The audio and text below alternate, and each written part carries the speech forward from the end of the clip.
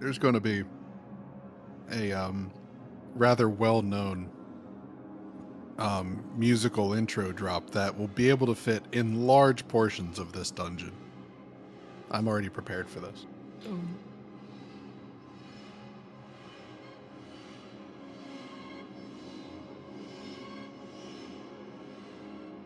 All right, everybody, hop in game. We'll get this party started in about 1 to 2 minutes. Oh.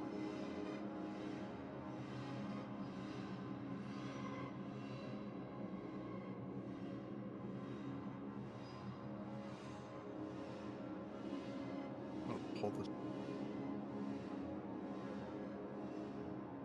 Yeah, I found that scholar. I'm going to pull up this profile because this is terrifying.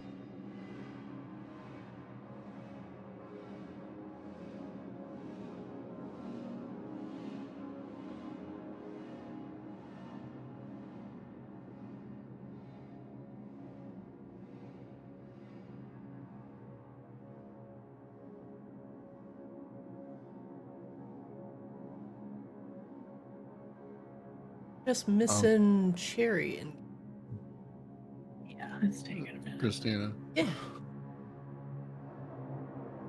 So on FF logs, this person, the scholar, has a best parse on the 2 savage bosses they've defeated so far of 0.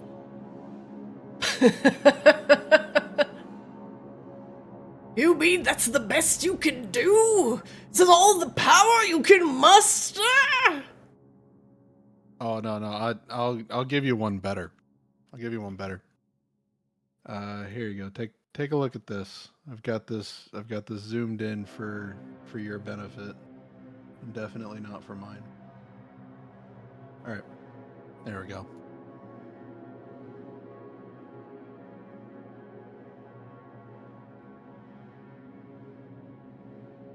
You would just direct your attention to this logs page.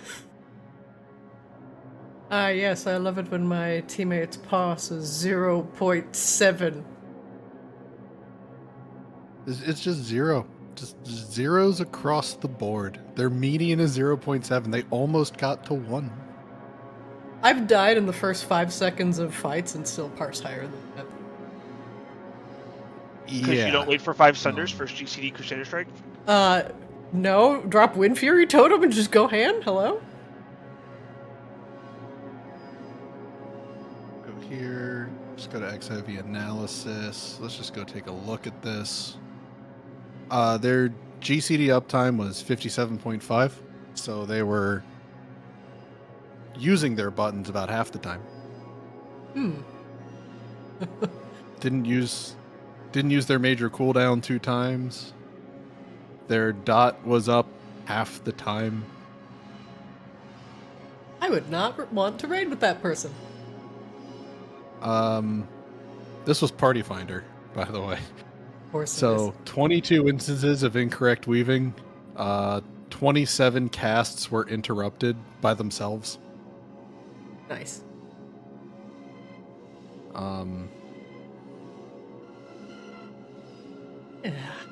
Yeah, here you go. 19 seconds between GCDs. So they cast their damage, mitigate, healing, mitigation, healing, offensive GCD, healing and mitigation, shield on somebody, and then, oh yeah, let me do damage some more. Word. All right, no more Raider IO, no more Warcraft logs. This all hurts Arctis to look at. It hurts to look So at. does this. So does this map. No, Tune this map back in to Arctis. This map is beautiful. It is gorgeous. It is, dare I say, blue and sexy. There's nothing wrong with this dungeon at all. I may be biased. Interesting. Oh. Apparently, I forgot myself.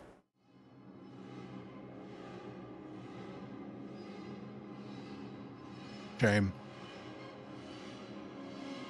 All right, everybody in game. Everybody can hear me in Discord. Everybody good? Yes, everybody ready to start playing some D&D tonight?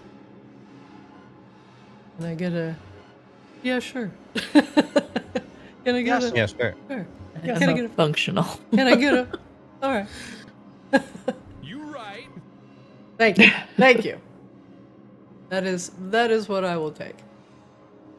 Welcome back, everybody. It is Monday, and apparently I have forgotten to turn on the animated avatar. This will be remedied shortly, but in the meantime, let's do a quick recap of just what horrible things happened on the last episode. Whoa! Screen transition! Previously, on Arctis Ascended. Wangdoodle, you've had terrible things happen to you, and as an act of sacrifice, you have taken the sloe from the Elder Tempest's body in the plane of air and tattooed it into yourself. As it works its way through your body, you all have been trying to find clever ways to combat it, while restoring Wangdoodle's missing skeleton in the process. You've all settled on making a skeleton from Feronian brass. Now the artificers, under the tutelage of Kronos Lunas, have gotten to work on it. There have been some fail-safes put in place as well. Kozlo has been instructed to create a small spherical device which could contain the sloe or any slow emanations that would escape Wangdoodle's bones during the process. It was vital that all of the sloe in Wangdoodle's body be contained within the Feronian brass bones and would not be allowed to escape. The rest of you have had your own roles to play in the party. Swab, once Wangdoodle is more or less hale and whole, you were told to shock his heart and to jumpstart him back into life. Rain, your role was to remove his consciousness from his body and put it in the dreaming while this horrendous process took place. And Grebella, you were charged with protecting your friends as they concentrated on regenerating Wangdoodle's body and making sure that no one disturbed this process. You had a lengthy discussion with Kronos Lunesti about the sloe and how to both combat, utilize it, contain it. The other residents of Maginox, mainly Catherine Ravensblood and Alara Lunesti, were ready to begin. Catherine was busy regenerating Wangdoodle's tendons and tissue, growing them to the new bones, and Alara and Rain kept Wangdoodle unconscious and fortunately, something already went terribly. The sloe in Wangdoodle's body had revolted, and instead of sending Wangdoodle's consciousness into the dream, it sent the party into Wangdoodle. The sloe had formed pockets of chaotic cysts, which could be pierced and extracted by Kozlo's new small, sloe-containing device. And once he got enough sloe, it could possibly detonate it as a massive bomb. The growing tissue had warped, and now had become alive in the presence of the sloe, was avidly fighting back against the party. It was up to you to clear the sloe from Wangdoodle's body, anything that escaped the bones, and make sure everything grew back in the correct way. You started your adventure in the lower left foot of Wangdoodle and found a cyst of sloe connected to a thick vein that ran along the inside of Wangdoodle's body. Kozlo had pierced the cyst with his Feronian brass sphere and extracted the sloe. The cyst had wrinkled, disappeared, and the attaching vein, too, like some sort of desiccated umbilical cord, dried off and snapped. You went up through Wangdoodle's left foot, into his leg, and destroyed some of the corrupted tissue process as some of these strange pulsing veins kept weaving in and out of the walls. As you moved past his chin into his femur, you came across a wall which Grebella had quickly torn open and was smothered by a clotted mass that fell from the ceiling, rendering her momentarily restrained, grappled. As he went from his left leg to his pelvis,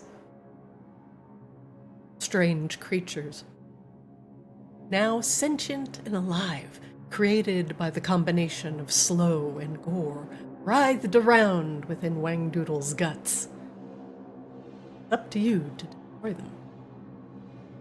You had discovered that even looking upon these sentient gore masses caused temporary insanity. So it was important to keep your vision away. But some of you charged in headlong, eager to save Wangdoodle, pain that these were surely causing.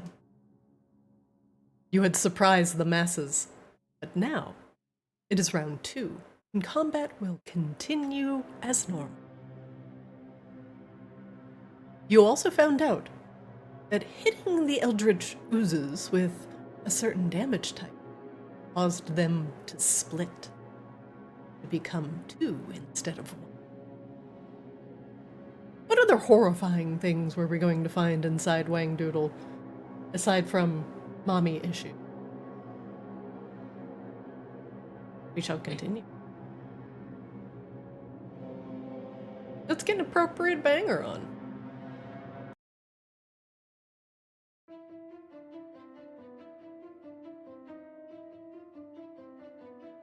As the split eldritch ooze had attacked Grebella with its disgusting pseudopods. It ended its turn, and now the rest of the party, now that it got the jump on the oozes, can continue as normal. Rain had summoned animated objects inside Wangdoodle, like a doctor forgetting his implements inside a surgery patient. Hopefully this will go well. Grebella, you're up. Oh my. God. Who is this? Buttons. I need you to button. Alright. And we stab. Oh, also, Grebella, since you start your turn, and you can see the eldritch oozes, I need you to make me a DC 14 wisdom save. Alright, let me finish the attack roll. There we go. DC. Got it. Oh, that's surprising. That is very surprising. Grebella, you make the DC with a 17 and are not maddened by the sight of the oozes. You can continue.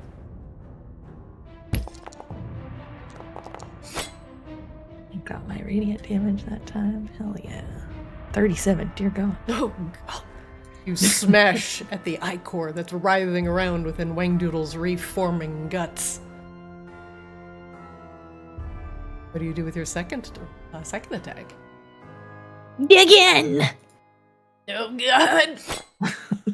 Oh, God. That the rare misses. and elusive. This stuff is so gross, I can't even hit it. Help. Sorry, He's trying Grebella, to the talk idea to of you me. going full power, it made my stomach turn. Sorry. The ooze This writhes around and ducks underneath the guts, and it causes you to pull your hook back before you cause actual damage to Wangdoodle. Grebella, does that end your round? Yes. Rain, you're up! You too can see the oozes, and you must make a wisdom save.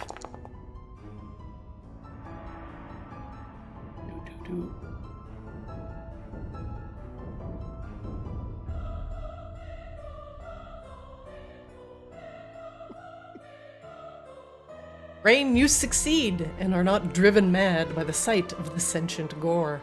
What do you do with your round?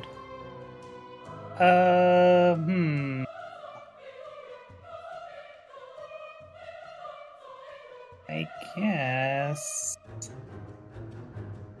we're gonna go here. Maybe? Oh, that's laggy. There we go.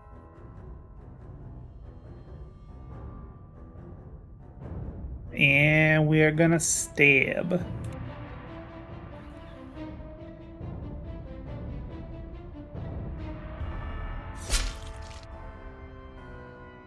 We stab! We stab. Oh, 1 moment. Of a potential reaction. Damage type on your weapon, right? Piercing and psychic? Piercing and psychic? Mm-hmm. Okay. You hit! Haha! You slash at the ooze, slicing it neatly in half. All pseudopods go limp and dissipate in a cloud of blue smoke. It smells pungent like rotting flesh. There is still another small ooze to your left, and one behind you, crawling over the Feronian brass spine of Wangdoodle. We will stab again.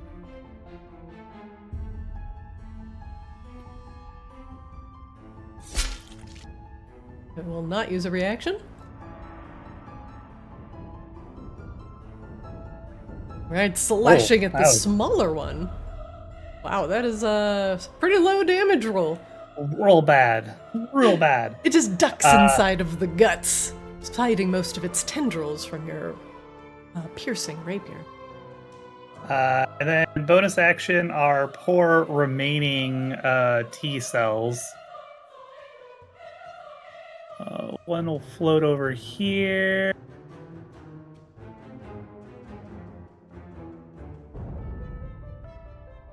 We'll move them both here. And they'll attack the big mamma jamma. Alright, let's see it. Come on and slam, and welcome to the jam. What type of damage do those guys do? Is it force damage? It is force damage. Okay. That's right. 5 force damage, you can get 1 more attack. Yep. Oh, damn. No, that's not quite a crit. 19. And 7 force damage. The ooze ripples disgustingly. There's like big amoeba, like white blood cells, and they just like glob onto the edge and just start gnawing. Eventually, it might kill the intruder. Until then, we're an injure round. T-Swab, you're up. You can see the ooze and are potentially maddened. C-Swab, you're gonna have to make me a wisdom save, please. Wisdom save.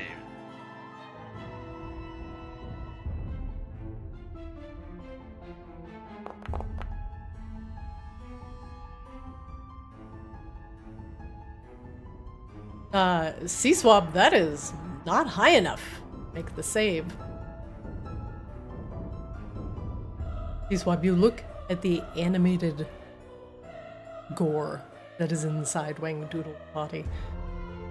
It is so unnatural, so freakish. It makes your own stomach twist and turn. For a moment you think, are those inside of me?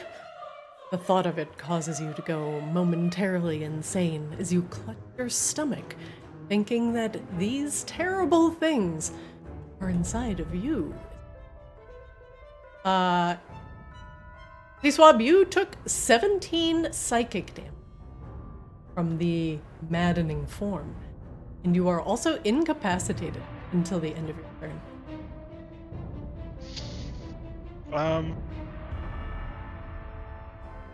Do I have resistance to psychic damage? I think I may. I have resistance to a lot of things. Hold on, let me double check. You I are think that's not. like one of the ones you do not have resistance to. Also, I need to restart my client because my graphics acceleration is not on because I was streaming something in Discord the other day. And now So my game is super like, you are incapacitated anyway. So you do want to just end your round? yeah, I mean, that's all I can do. It's not, this isn't like a fiend or anything, right? No, it is not. Okay. Just making sure. Yeah, I mean, if I'm incapacitated, I'm incapacitated. Coslow, you're up. You see Seaswab double over, clutching his stomach and screaming out unintelligible gibberish as he momentarily goes insane. Can I? Is there an action to like help him out? Like, is he just incapacitated, like just down? Like, I guess how temporary is he insane? Is he still insane? Do I need to Only till the end of think? his turn. It's now your turn, but he's a little bit busy on the floor, just grasping his stomach and muttering gibberish. There are no saves that you can do. Okay. Trying to remember if I have a spell prepared that can help. The only one that would have helped him there would be a Flash of Genius. Okay, so I can't like dispel magic on him or. It is only till the end of his turn, so it's already over. Okay.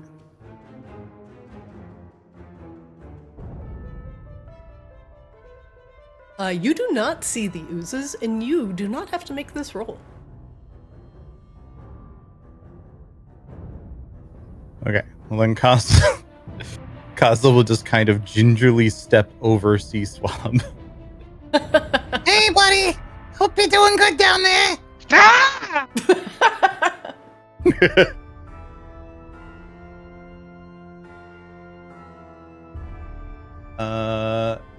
And we will chuck a firebolt grenade at the top ooze thingy.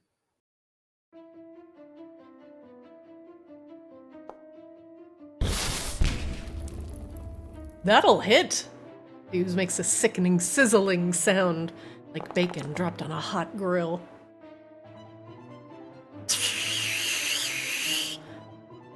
The ooze is now burning. Wangdoodle, your stomach growls loudly in your spirit form. Oh, well, gotta get summer body ready.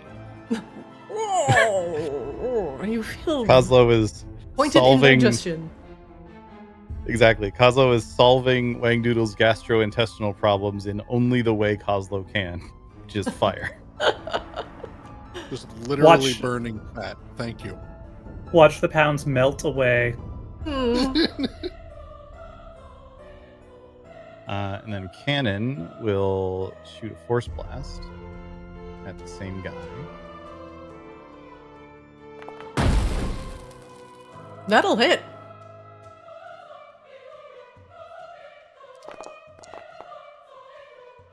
For 14 force damage, the burning ooze attached to the spine of Wangdoodle can be pushed back 5 feet. To do that. No, it can stay there. Hey, it stays there and burns. You stay there and think about what you did. Sizzles and burbles, pseudopods lashing violently. But does it blorp? And if it does it do so gloppily? It does. It Excellent. And we just won't worry about that. Very cool. Very ethical, this thing. And then Kozlo will step back around the corner because that seems to be working well here. Good. Wangdoodle, you're up. You can see the ooze, and are potentially maddened by the things that are in your own stomach. Make me a wisdom save. Wisdom time.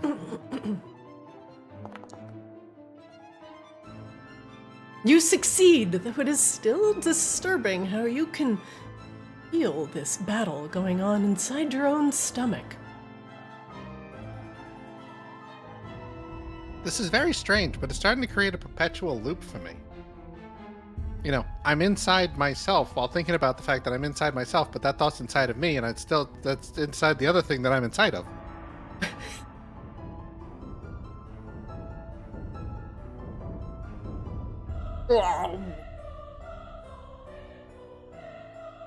As Wangdoodle dreams of paradox.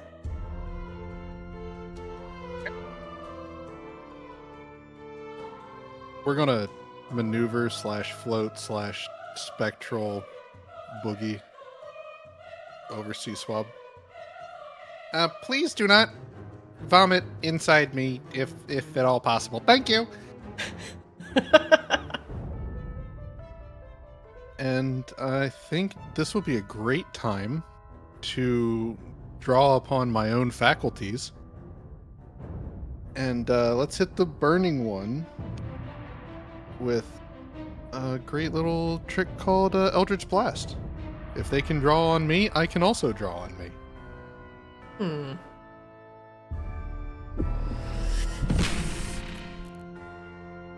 So we've got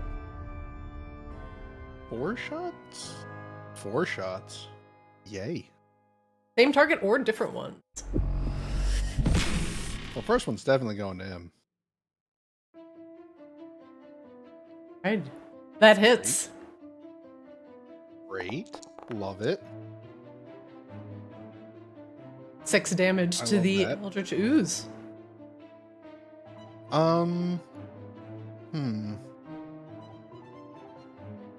Just for funsies, the second shot is actually going to split off and fire at the small one between Rain and Grebella. Yeah, fire away.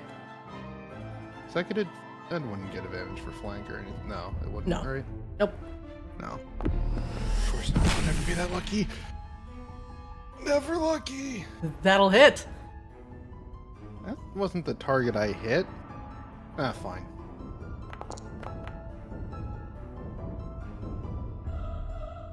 Another 8 damage to the Eldritch Ooze. Did you want me to apply that to the bottom one? Yeah. Okay. Let's do that. Not a problem. I don't know if it'll let me change targets, so we're just gonna keep doing this. All right, next one. It's going to the top one again. That'll hit. It's great. Another 13 damage. The ooze is getting visibly smaller. Last one will be instead of the last one will be back to the small one down here. I'm gonna see if it'll actually do it. Okay. That'll hit. Apparently, Nope. that's okay. fine. I'll fix it. Great. Oh, what 2 a great damage. roll. All right. We will apply that to the correct target. Yeah, that one's really going to be impactful. Well, the burning ooze remains on your own spine. The smaller ooze is relatively undamaged. Nope, I lied. The small ooze is actually having a bad time. The small ooze is okay. Great. The small ooze is having a bad time. All right. Awesome. I know it was that 2. That 2 was definitely what did it. Let's insight the big one.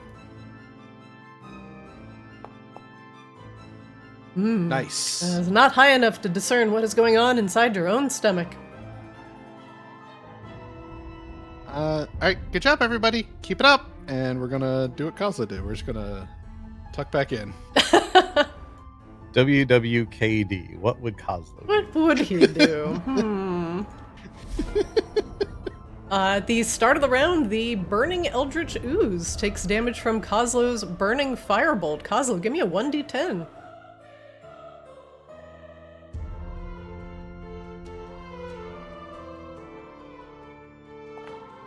Oh, hey, 8 fire damage as it burns and sizzles. It is blackened everywhere.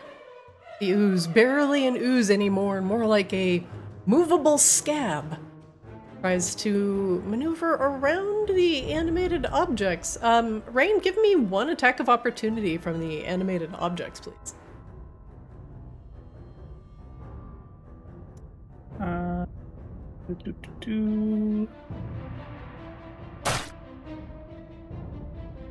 That'll hit. Ha. Oh! As it sloughs off a scab, the ooze continues to move.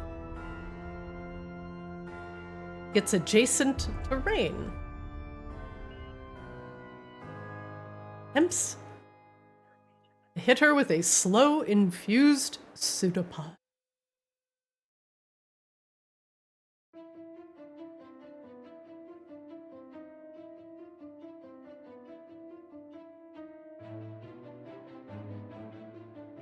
This will be done with disadvantage. And a 17 will miss. It will try and do it again. $20 and a 1! A narrow miss.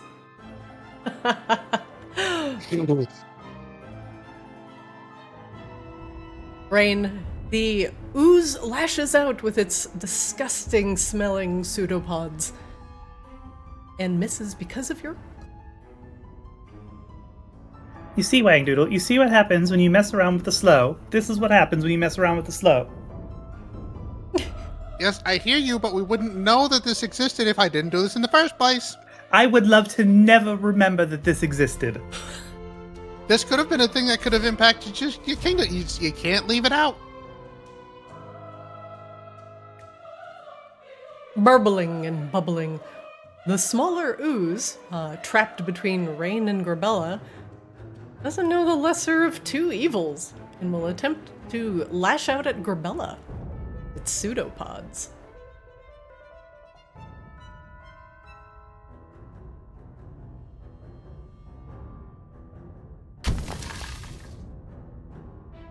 $25 will hit.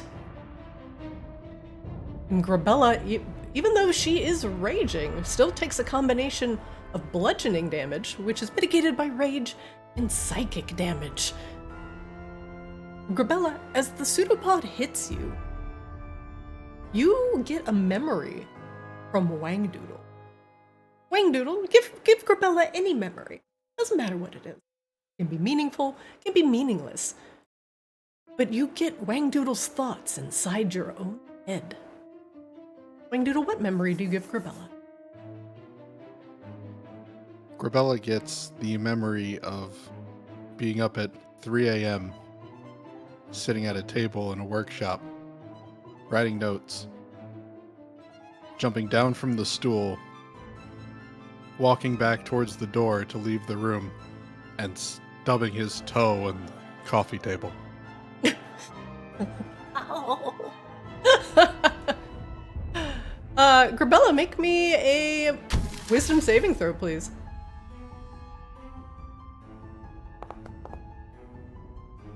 What is this halfway decent ones? Let's go. Pretty good. The memory is not traumatic enough to lower your own intelligence score. Thankfully.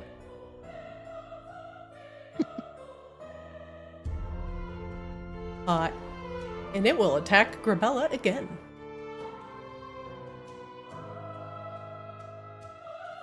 Maybe if I learned how to target things, it would attack Grebella again.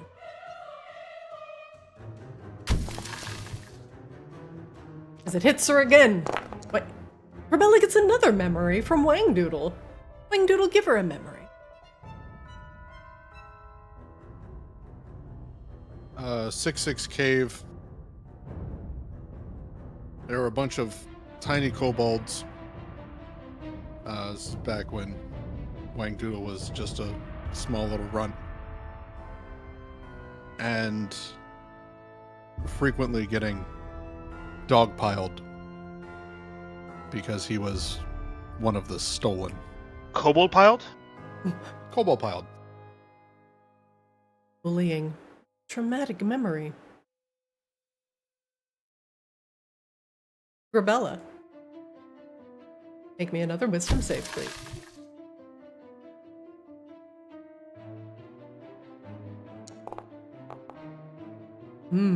There it is. Now that one is disturbing. Something that you normally don't have to deal with. You're strong. Little Wangdoodle. Weak. Grebella, your intelligence score is down. I don't know why it went down by that many points. We will not go to -11. Apparently, that is a bug. It will go down by 1d4. Grebella, your intelligence score goes down 2 points. My brain hurts. Your brain starts to get sluggish. Even the grasp on language starts to leave.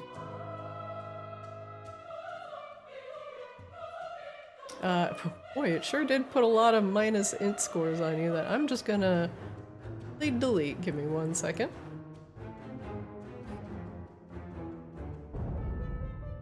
For a brief moment, do you feel your brain inverting? Pretty inverted. Just This is actually like your brain on drugs. Any Yeah. questions?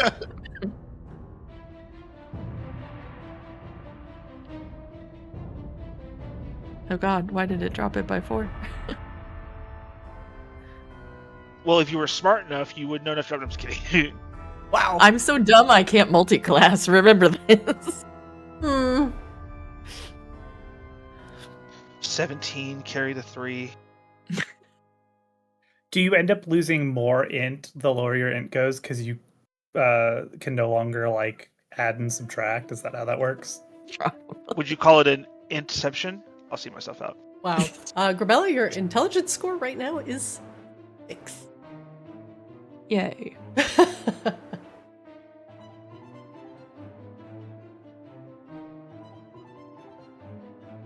Now, Grebella, if your intelligence score reaches 0, you die.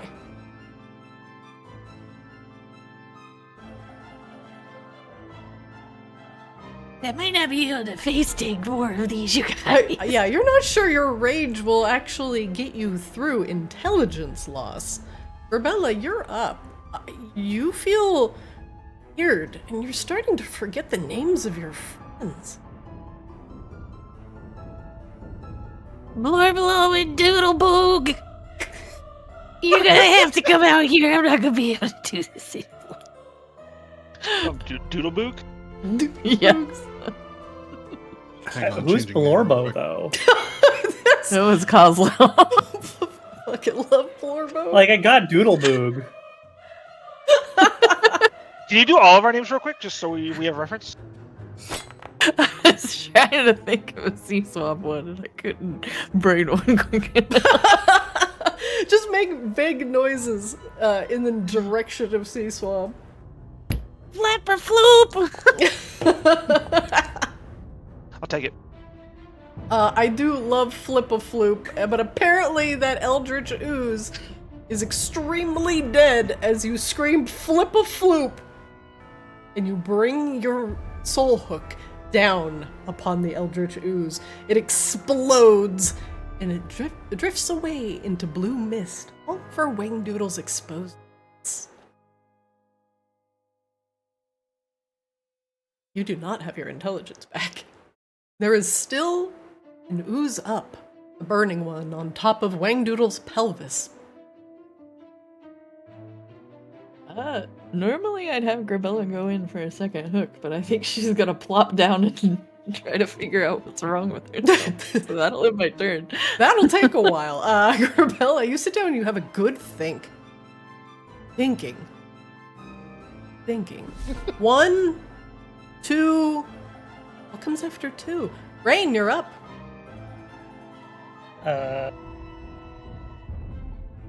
Unsettling. Oh, forgive me. Rain, you do need to make a wisdom saving throw.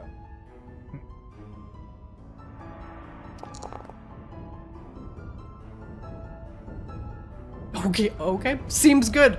26, you steel yourself against the maddening, burning ooze that is slowly glorping gloppily towards you. Yep. We're gonna let the white blood cells go first.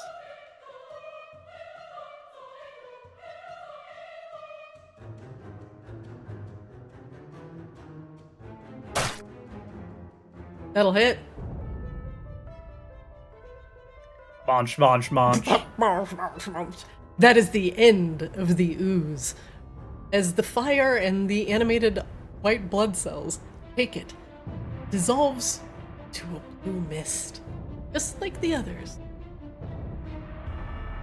The animated objects continue to crunch down.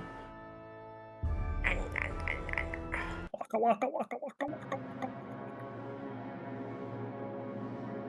The combat with the animated gore over.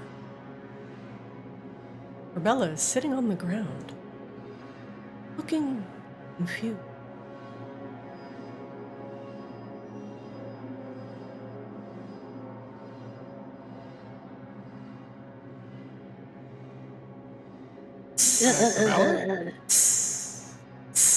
The oozes in turn disappear.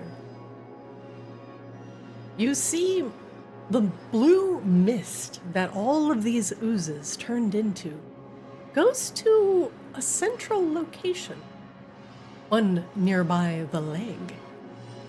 As the blue mist touches the wall, the tendons and the muscles begin to pull apart with a sickening ripping sound.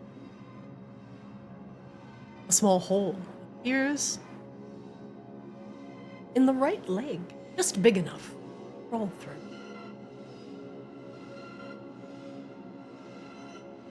Like over here? That is correct. Am I still mad? No, it was that's only till the end of your turn. Okay. Grebella, are you gonna be alright? I don't know.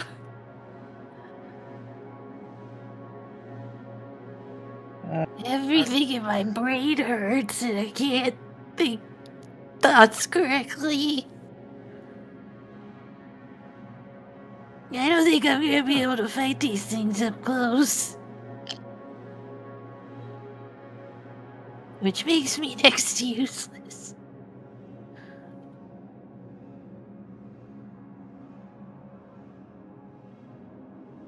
Excuse me while I look in my book real quick. Christina, is this constitute a disease on Grebella? Let me see.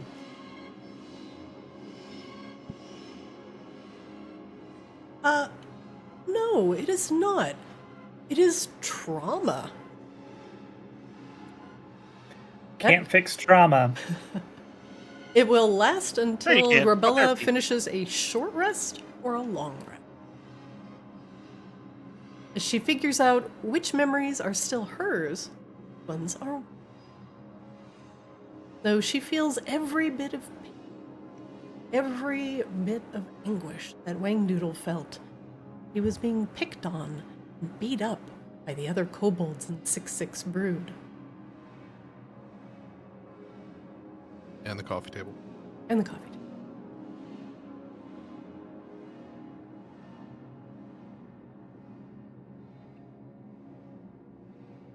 For the rest of you, as you enter the room, the sack, the whatever this is, you see the giant bronze pelvis of Wangdoodle connected to the bronze spine. You can already see, as you have defeated the disgusting eldritch ooze, that Catherine now can begin knitting the connective tissue together. As femur attaches to the pelvis, Seaswab, you're right next to it, and you can see the small strands start to link together before your very eyes, linking new metal bones together. Rain, to the east, the spine seems to bisect a fleshy corridor. It looks like there's some sort of orifice opening, but it's covered by numerous strands of woven together muscle. They seem to be knotted together. They're not perfectly striated like normal muscle would. They crisscross in very weird shapes, and swirl together like the knots of a tree. However, to the northwest, there is that new hole that has been created by the sloe, ate away at the muscle that would normally have barred your path. What do you do? Do we want to chase the remnants of the things we just killed so they can't reform? Down Wangdoodle's right leg? Yeah, Grebella, do you need a minute? Do you need me to read you a book so you can learn stuff? I don't think I can learn anything right now if I wanted to. I just think we're gonna have to get creative with these things, because a few more of those and I'm just not gonna be able to brain living. You know what? I normally don't make these kind of sacrifices, but I need you to believe in you, because I don't know if you... I'm sorry in advance. I don't think in your current state you're capable of, believing in the rest of us, so you gotta believe in yourself at least. And I believe if something licks my face like that again, I'm gonna die. For the sake of everybody, Wangdoodle is going to pull up a manual that is very rarely used. Seems almost brand new. And pulls up a schematic for Intellect Fortress. Oh. On Grebella. Okay, Grebella, you're going to have resistance to psychic damage, as well as advantage on int, wisdom, and charisma saves. Oh yeah. You're gonna need that, because you've got a -2 on your int saves right now.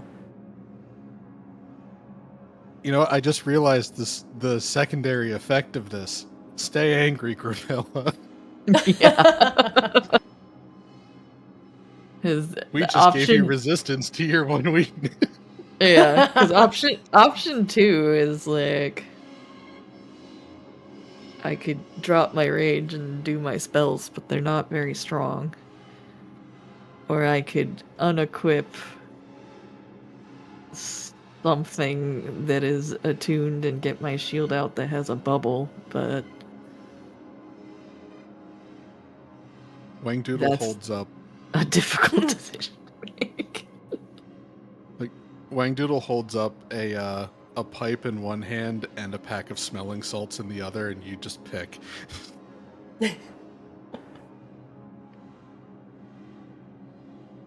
It was a smelling salts, and what was the other? Sorry, my brain didn't process that. There was a pipe. Detective or wizard, take your pick. But there is a pipe in one hand and a pack of smelling salts in the other. We'll go with the smelling salts. Okay, we're protecting your brain.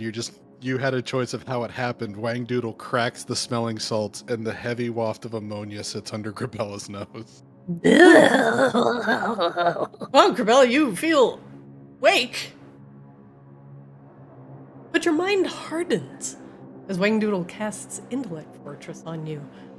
You feel protected from outside threats, but the memories remain. I don't like my brain having all of these feelings in one day. It's okay. Repress them and turn them into violence. Okay. That always works. Mm-hmm. That's what my therapist says. Now you all can choose. Do you investigate the new hole to the northwest, or the strange knotted muscle?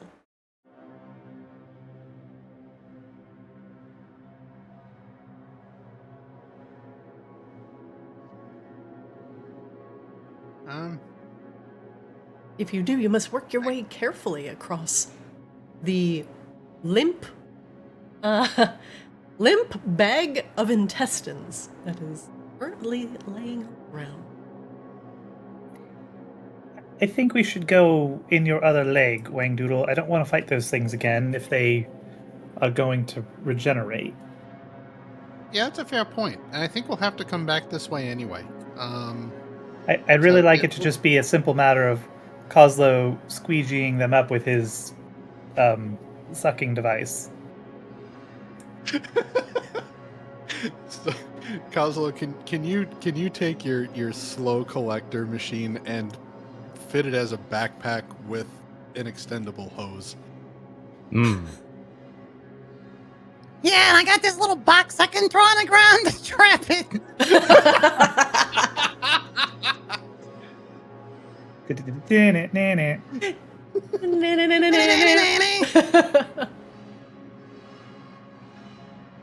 Rain, the hole in the wall, a flesh wall, about as conveniently big as an elf. Maybe 1.5 foot in diameter. You could squeeze through, but it would be a tight.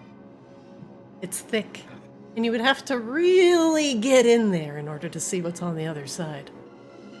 This just kind of brings to the forefront a question that Rain has been actively trying to suppress this whole entire time, which is, are we just microscopic? Or did Wangdoodle just get gigantic? And frankly, Rain is not interested in pondering that question right now. Some questions may never be. I fucking hate the slow. Get over here, amoebas. Alright, are we ready? Everyone ready? Wangdoodle, do I check for traps in your traps? Lord, his traps. We're not near your traps, but you know what I mean. I would say no. I'm we're really getting into kind of some gray areas because I'm unconscious, but I'm not. So if there were traps, which there are traps, but if we were looking at the date, well, I mean, my traps are dangerous. Let's be fair. Rain's gonna check for traps. Okay. Wow. And by traps, I mean, tumors or whatever. I don't know. You check for traps. No, these are glutes. No, but seriously. You examine the flesh wall for anything untoward, and quite honestly, you're not even very sure what you're looking for at the moment. Everything seems pretty untoward in here. The wall appears to be thick and goes in about maybe 3.5 feet. Slight turn. That is. I'm sorry, are you saying that Wangdoodle's posterior region is dummy thick? That's about 3.5 feet. Now, this is his leg, thankfully, that you do not have to crawl through any sphincter. Let's keep it real. No sphincter crawl. However, the regrowing muscle and tissue is posing a little bit of a problem. While it does not appear to be trapped, it appears to be actively growing. You could squeeze your body through and see through to the other side, but it would render you prone. Neat. You would have to wriggle through. The smaller... This seems like a... Oh, sorry. Go ahead. The smaller members of your party might have an easier time, but you would have to really kind of get in like a caver in a tight cave and just I could inch honestly, yourself forward. I love your descriptive DM style, but honestly, say less in this circumstance, please. The choice is yours. Just because this seems it is like a job for a Blorbo. Rain, no, I said it isn't trapped, it is growing, and the longer that the person who goes in here stays in there, they could get trapped within the cell wall. I think we need a Blorbo, and we need to act pretty quickly, or else, you'll be trapped in the traps.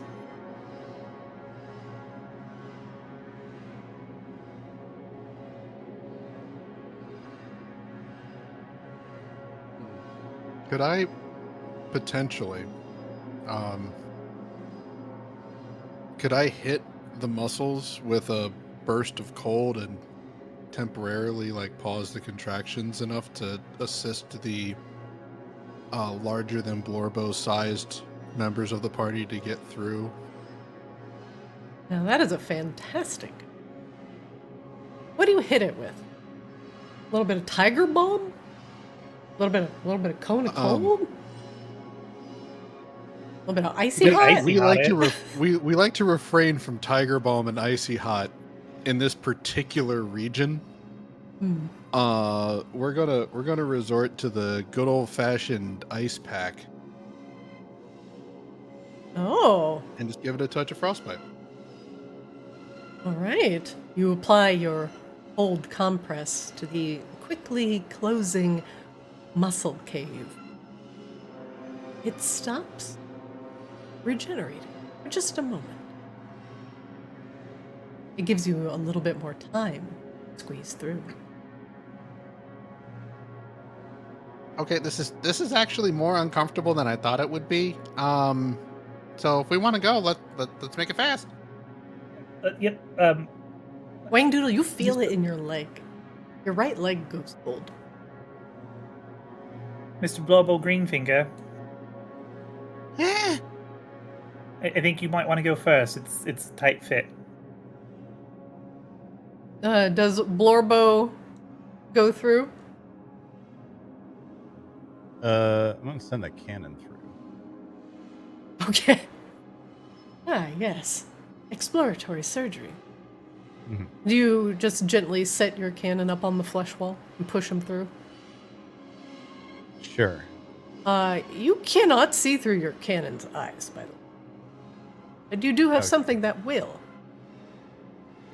Yeah, I could try to send phase spider through.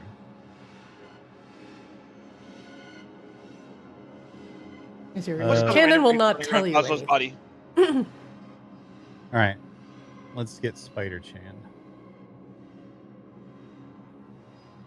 Now you have spiders. Wangdoodle.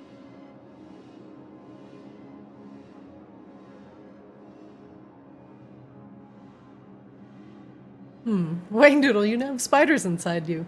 Really? Oh, that. Phase spider just wanders around in circles. A face spider looks around and says, nope, and tries to crawl back in your pouch. Nope. Nope. Look, I just need you to go through that. Nope, I hate this. All right, fine, I'll go through. No. I mean, if we just want to send something through as a sacrificial lamb, we have Wangdoodle's own T cells. We just send them through. Kozlo, as you hold face spider at arm's length, she looks at you with pleading eyes. I will do it for you, Master. But just know this. I hate this. Phase Spider will remember this. Do you send Okay, face fine. spider in, or do you go in? I think all of us hate this phase spider. Yeah, Kazuo feels bad for phase spiders, so Kazuo's just gonna go through. She scurries back in your bag. All right. Oslo, do you squeeze in? Can I ready an action as I squeeze in? Sure, what do you want to ready? I would like to ready. What are they even called? I have those boots that let me teleport back to a place that I have been. Ooh, which boots are those? It was an artificer thing that I made ages ago. I'm trying to remember what they're called to make sure that I am attuned to them.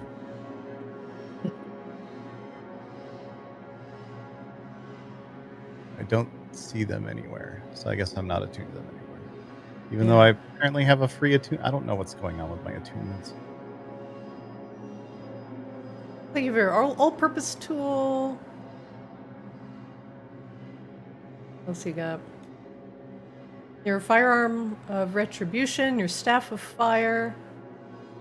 Oh, I had attuned to the pot, which I now can't find. The Cauldron of There Rebirth? it is. Yeah, I had attuned to that because we were going to use that for something. Ah, yes. You were going to potentially put a Wangdoodle skin sack in there. Yeah.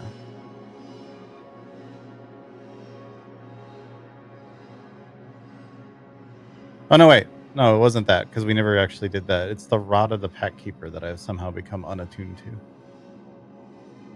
Let's see. Can you have 2 rods tuned to you at the same time? Oh, it's because the all-purpose tool is better, and those bonuses don't stack.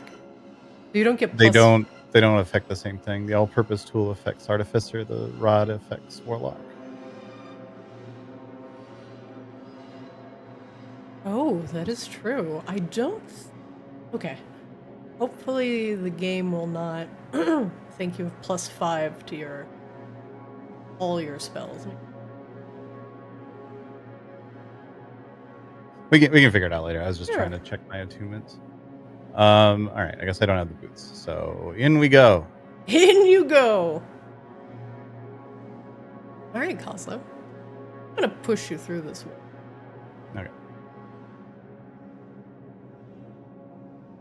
And you can tell, you see, you climb up onto the flesh hole. It's cold to the touch, almost icy, as Wangdoodle has stopped its regeneration with frostbite. It is a bit of a tight squeeze, but on your hands and knees, you can maneuver through it easily. You go down the corridor about 2 feet or so. It angles slightly to the right, then angles back to the left, creating kind of an S joint. When you get around to the other side and you peer through, you're about 10 feet up. You can peer into the room that is Wangdoodle's right leg.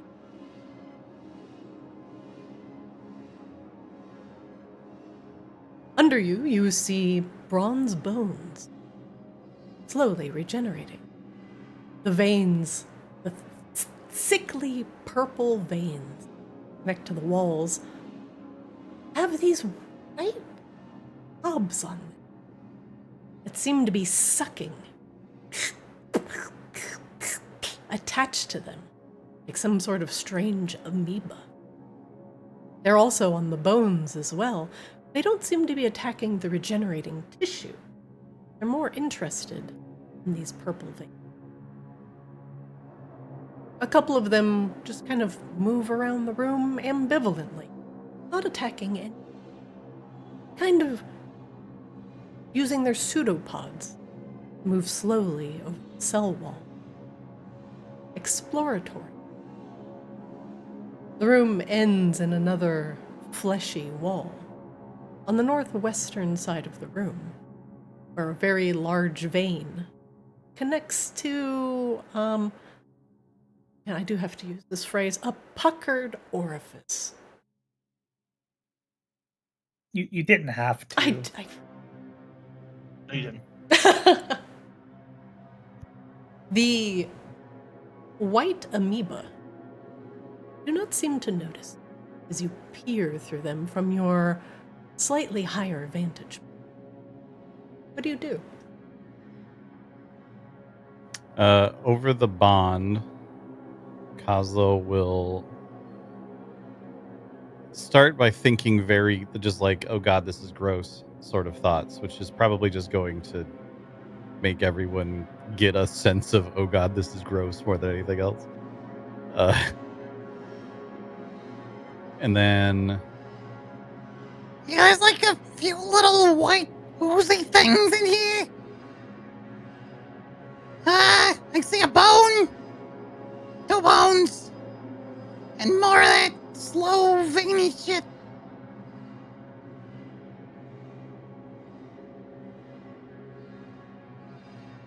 Does any of it look dangerous? The oozy things look like they're trying to deal with the slow, veiny shit. They're kind of ignoring me. I can try to jump down in and see if they eat me. Can you try sucking up some of the slow, veiny shit and see how they react? Can I reach that from here? You cannot. You are about 10 feet up. I'll have to drop down to try it.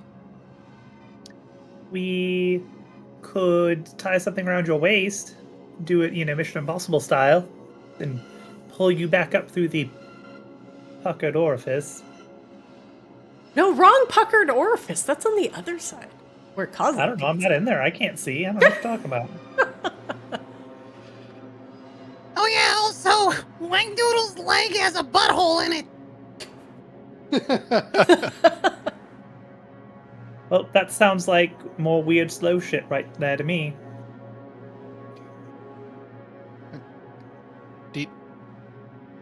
Do you all not have ankle sphincters?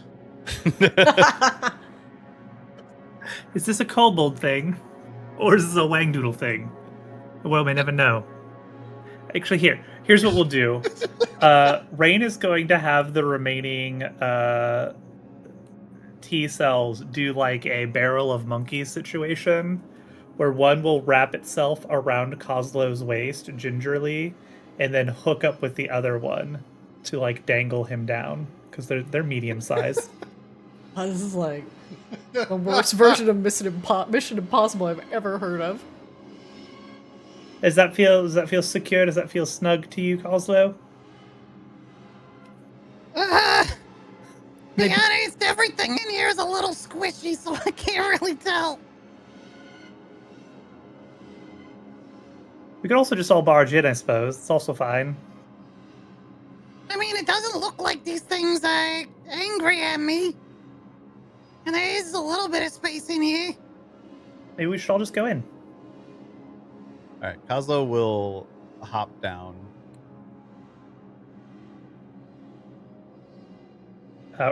Rain will start squeezing through if Coslow's moving in. Will I fit? Yeah, Grebella, you will. This is really starting to be uncomfortable. Rain, you need to make an athletics check to squeeze through. Coslo does not. He is a small creature. Then Rain's not getting through. So Coslo, as you drop down, all of the white blood cells in the room stop what they're doing. And even though they don't have faces, all of their little pseudopods turn towards you.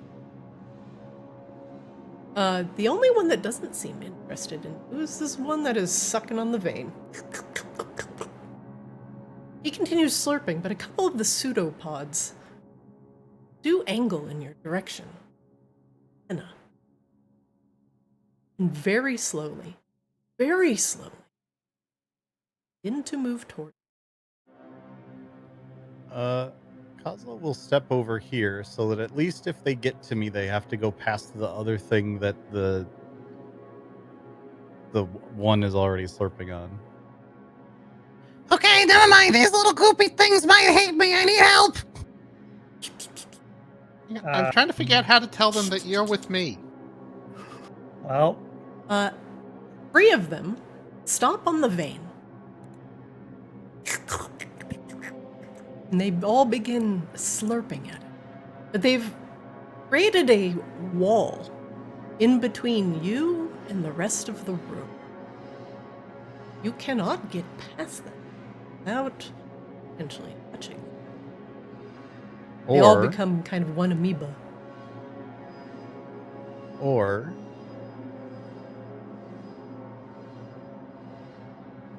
Misty Step.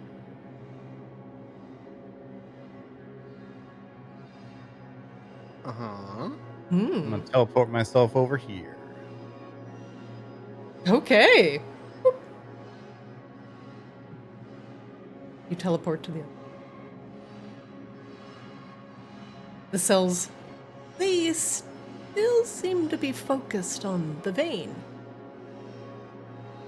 And they Okay, I think I bought a little bit of time, but we're gonna have to deal with this slow shit in here, and also probably Wangdoodle's weird leg jizz.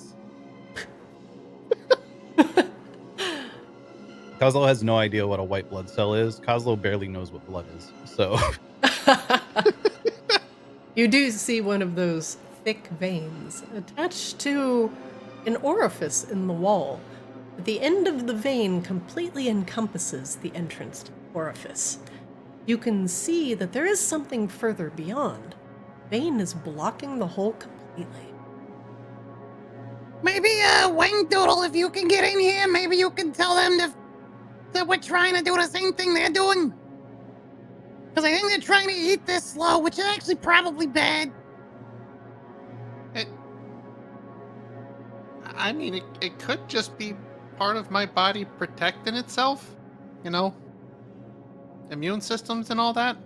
Probably, but I think it wants to protect you from me also. Yeah, Wangdoodle is like doubled over, his hands furiously patting on his leg to try to get the cold and the numb to go away. Yeah, no, I understand that. I'm not entirely sure how to manually direct and command my immune system. That's not something I ever really studied. Well, have you tried speaking to them, Wangdoodle? That thought might have occurred to me before the giant flesh wall appeared. I might add, without my consent. Wangdoodle, do you try crawling through? Yes, Wangdoodle is thinking hard to himself about, all right, relax the legs. You just gotta relax the legs. We're going through. How is this gonna work? Rain, you might have to take a step back as you look at the diameter of the tunnel and think twice.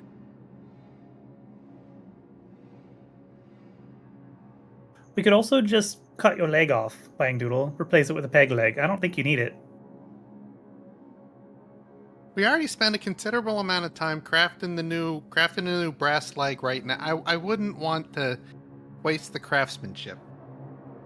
Is the lie I'm telling myself. I don't want to think about I'm legitimately blanking. Amputation. I was blanking on the word amputation. I'm sorry. I don't want to think about, amputating a leg that has someone else inside of it.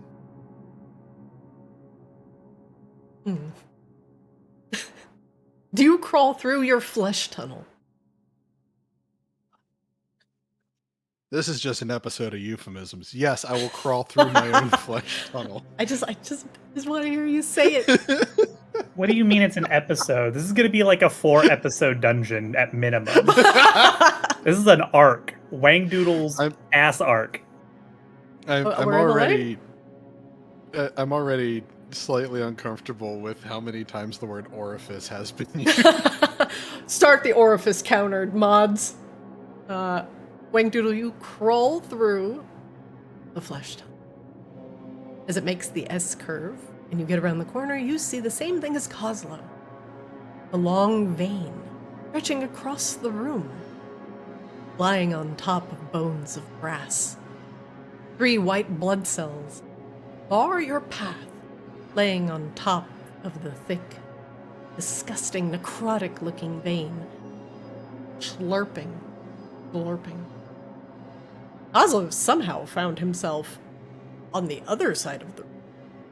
Inside, I wouldn't say inside, but inside the curvature of another vein that's coming out of the wall.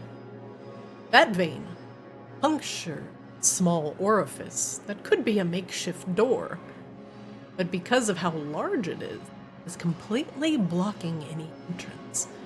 Just due to how close Kozlo is, and kind of see into the flesh wall. Know that there is another room beyond. A nearby white blood cell feasts on the side of that vein near Kozlo.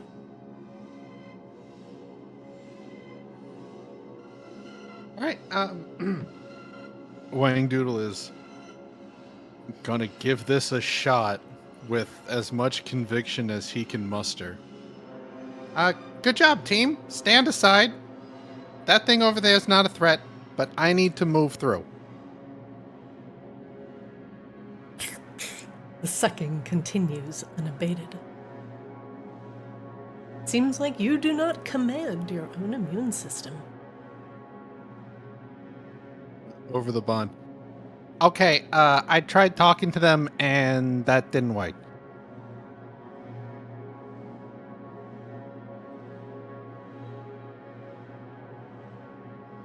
Well, Step.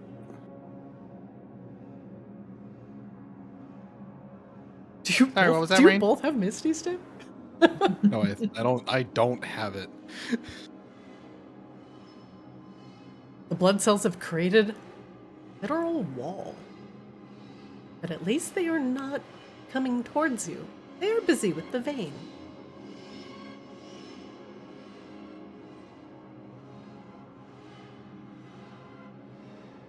Oslo. No, I don't. You are on the other side of the room as you see Wangdoodle squeeze through. He attempts to communicate with the cells, but they don't seem to pay any attention. The vein pierces the wall and looks like it is attached by some, smaller and thin connective tissue. What do you do?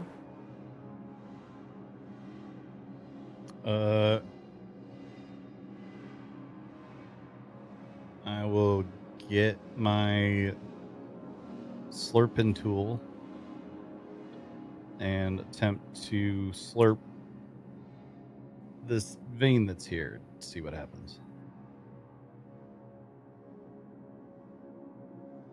Grab your sphere.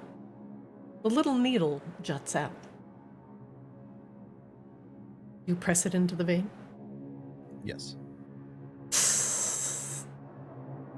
Begins to hiss.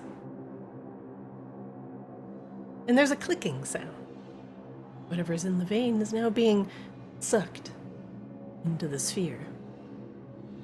The vein near you is to wrinkle, ever so slowly. The white blood cell detaches and lands on the cell wall floor with a plop.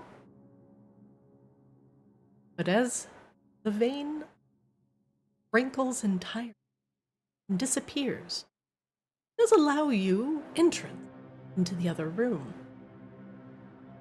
The hole is just as small as the one that you previously came out of, if not a bit smaller. The white blood cell.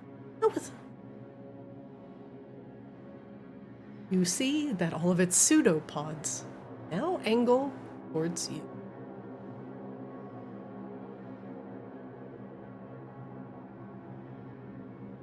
Okay, I tried to help, but I don't think I realized that that's helping.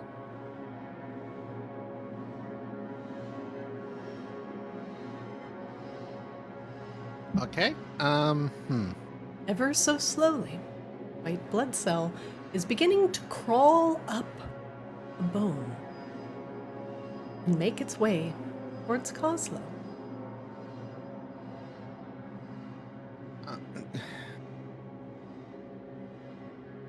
I don't know what to do about this.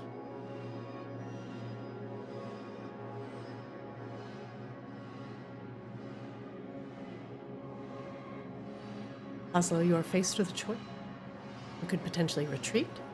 You could crawl through the hole.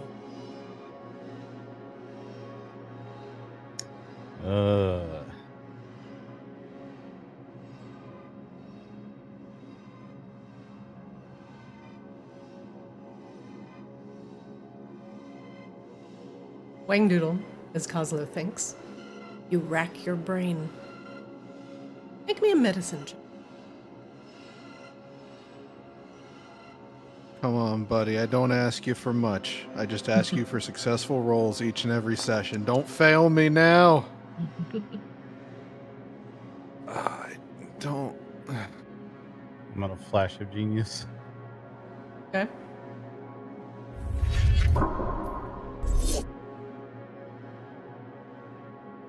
Wangdoodle, you wish you paid more attention in Lou's anatomy class. You didn't really care much about the body itself, just more of how other things could change it or improve on it. You did learn a little bit about the immune system, luckily. And then white blood cells are their job is to attack what the things that they consider foreign body.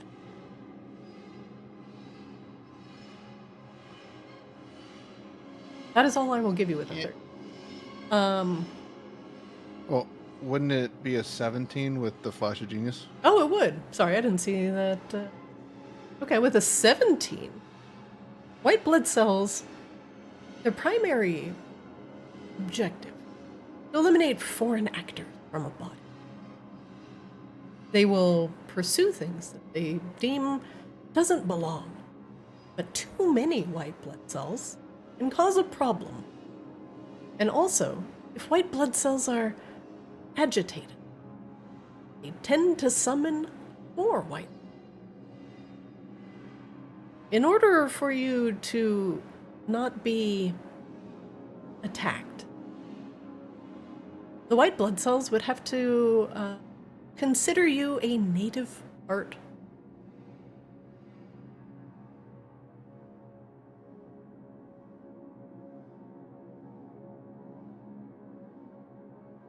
There's also the option, if you wish to sit and study the white blood cells, and also insight them to see if it matches your training. And perhaps glean a little information from them. Though they are not attacking you, the vein bars your way. You are the only one that can do this right now. Kozlo is under a little bit more stress, as that white blood cell, is coming directly towards him. Slowly, but it's coming towards him. And he will have to make a choice. To go deeper in, or to move out. Kozlo, I'm going to try to figure something out. In the meantime, this is going to sound crazy. Cover yourself in me. Ew. They're seeing things that are not, that are not a native part of the body, and this is a brand new skeleton, and let's not think too much into that right now. But, things like that. So if you're covered in my body, then you would seem like you're part of my body. The first time ever, Kazuo will be complaining about being covered in somebody else's. It's like mud. But Wangdoodle's mud. Kozlo, this might pose a problem. You did just puncture that vein and suck out the sloe, and that vein has rotted into a hardened, dried out umbilical cord-like structure that now lies on the ground. The white blood cell is still slowly crawling over the bone. Now, Wangdoodle, you have noticed that you do feel what is going on inside your body. And if Kozlo does try to wrap himself in your scent, he might actually do damage to you.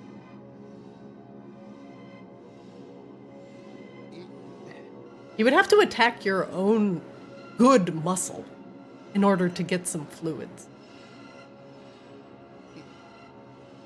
Yeah, risk we're willing to take. We've got to do some studying and keeping our friend alive. So, let me study one of these blood cells, and we're accepting the consequences of our suggestions.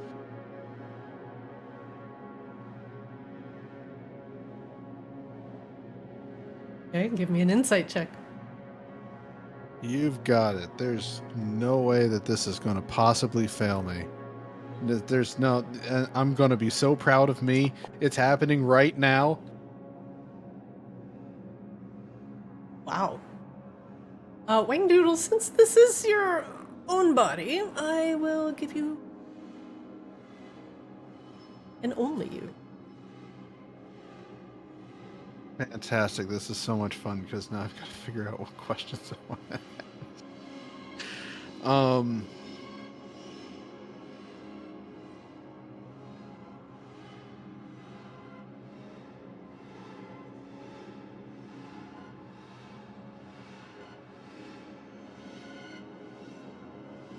Can they be controlled?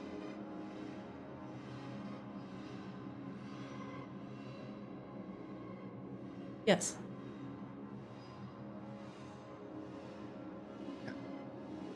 Second.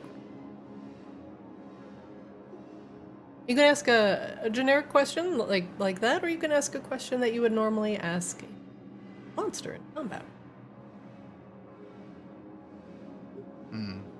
What's your favorite color? What's your favorite food? Or you can know an The ability. other question I was going to ask is, how do they communicate?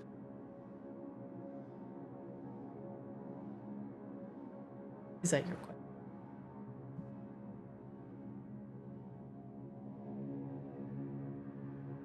I'd really like to not fight my white blood cells. Yes. That is my question.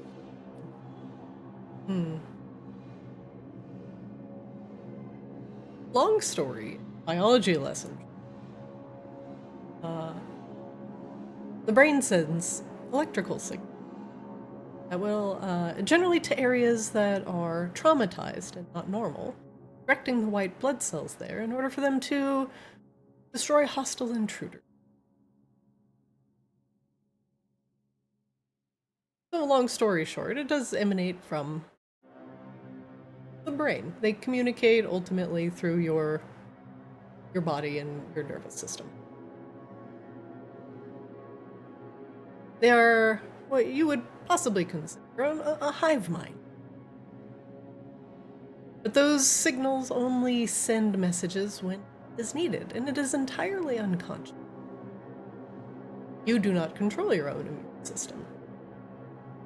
These white blood cells seem to just be responding to foreign invaders, trauma, both which your skin sac has a lot of. Oslo, that white blood cell is now over the top of the bone, and you can see it wriggling its pseudopods down at you. While you could relatively easily run from it, you are concerned what it might do if it gets to you. What do you do? Yeah, I'm not gonna let that touch me. So we're gonna kind of try to sneak up around this way. Get over here.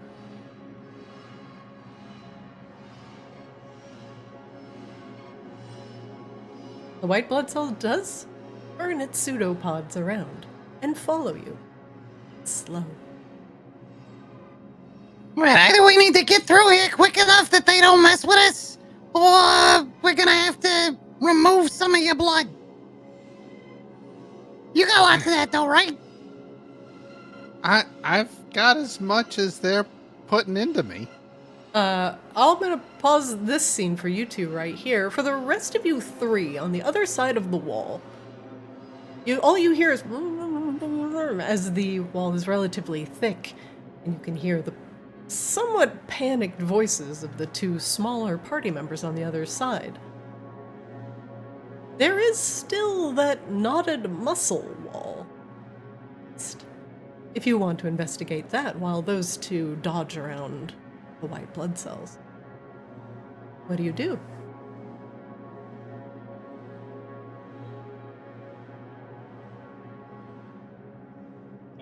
Let's go look over here, gang.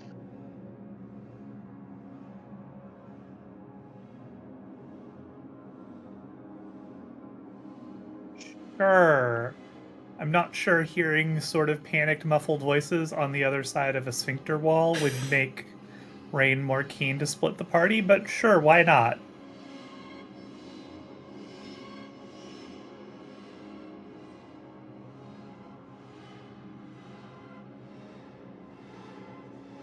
All right. As you get closer, You guys are good in there, right? Coslow, Wangdoodle, doing good?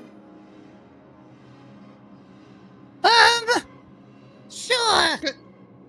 That's a relative statement, but generally, yeah. Okay, I think we're gonna go check out Wangdoodle's ribs then. Keep up the good work. Sea Swab, as you get closer, the flesh wall is a piece of interconnected muscle make me a medicine check as you get a good close look at this.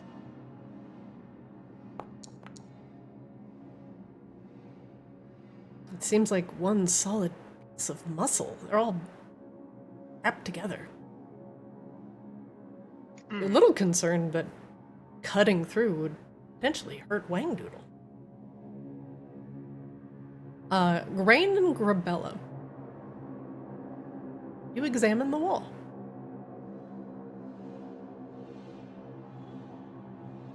Sure.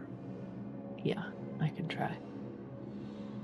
Grebella, since this is wisdom based. Okay, both of you make me medicine checks, please. Okay. Good at muscles. All kinds. Oh, Grebella, you are a muscle expert. You Muscle expert. But Grebella, this is so obvious. This is just a knot in his muscle. You know, when you get like one of those pains after lifting too much, you just gotta rub it out. You have a feeling that if you just massage this wall, it will open. Just rub for one you. out. Yeah, just rub one out. If you massage this wall with your strong, girly hands, it will unknot the muscle and open up a door for you. Wangdoodle, I can't tell if you need to work out more or less. And I don't understand how that's a thing. This might hurt a little bit. And she's gonna start rubbing the wall. You massage the diaphragm. Wangdoodle, if you feel a little bit breathy, but Grebella's strong hands begin to work Just the breathe. muscles back into place. The muscles that were overlapping, contracted, and knotted like wood, and to slowly unknot, relax.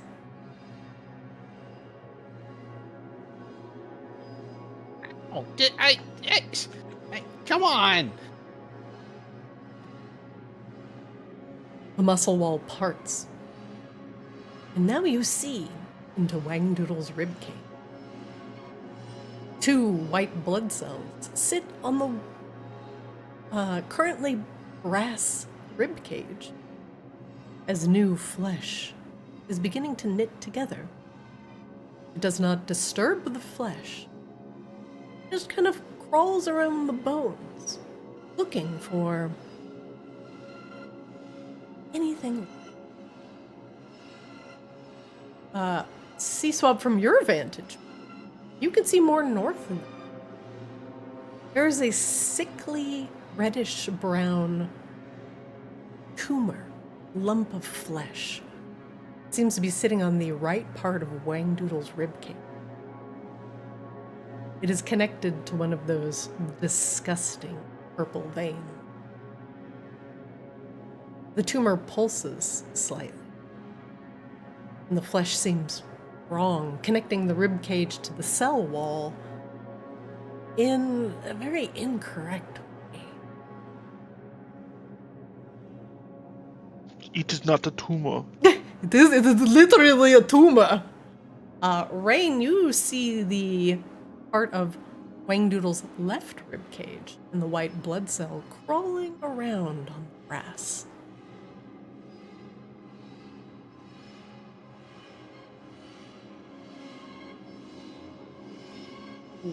Okay, we got more cells in here.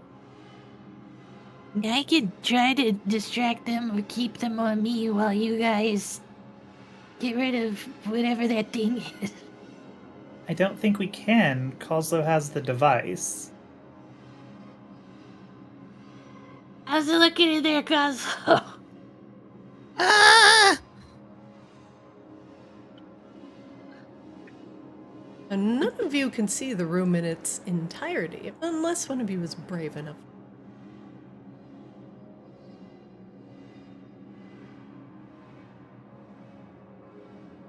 The white blood cells move very, very slowly.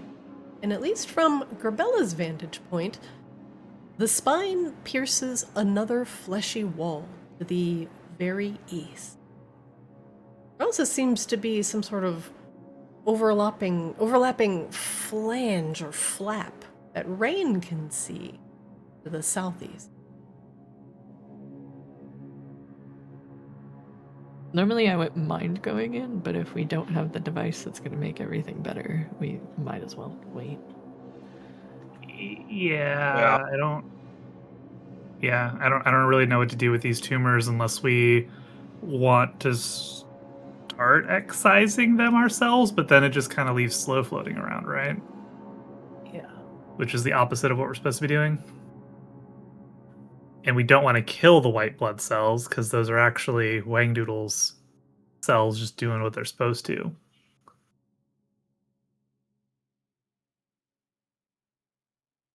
Grebella, you crit your muscle mama roll, and you can massage the wall back into place, shutting the door if you so wish.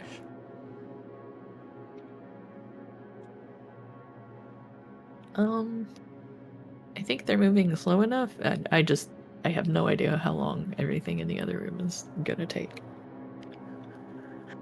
Okay, we'll go back to Coslo and Wangdoodle.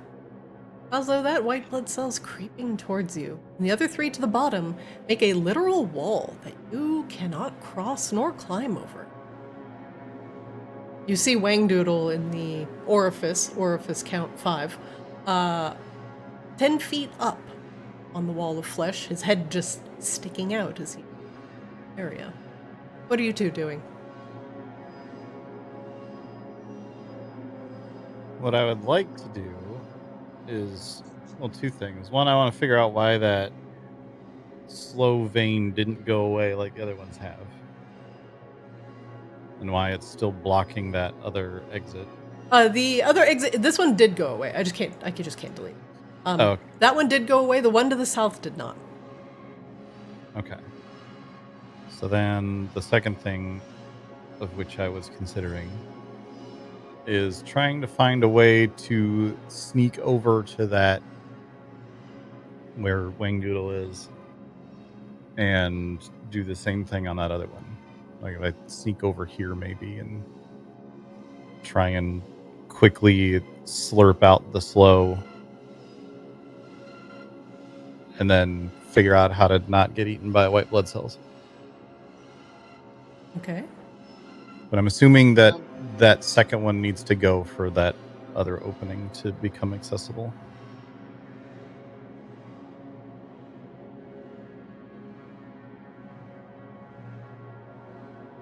What are your thoughts, Wangdoodle? Actually, you know, I might be able to help us out here.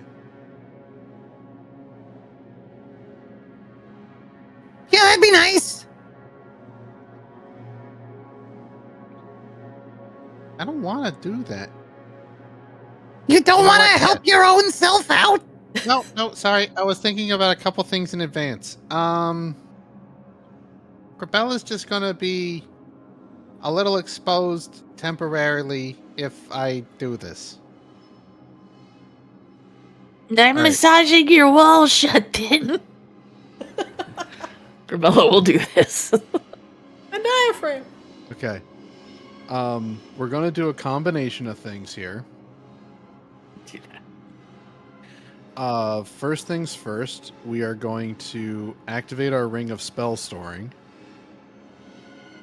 Okay. And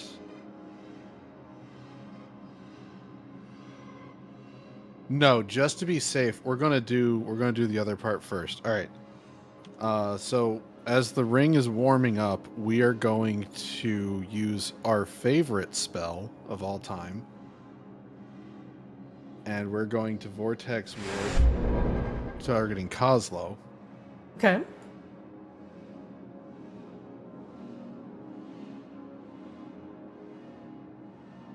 Coslo can choose to fail this. Fail. I did not get a prompt. In the chat, if you see the... Oh, now it's giving me a prompt for Flash of Genius, but there was nothing I could click on in the chat prompt. It just says Coslo Greenfinger Constitution saving throw, and there's no button or anything on it. In the chat log, you can also click on the button that says DC 19 con save, and that should I do bring not up... have that button. Oh, Okay, I'll send you a picture of what I have. sure.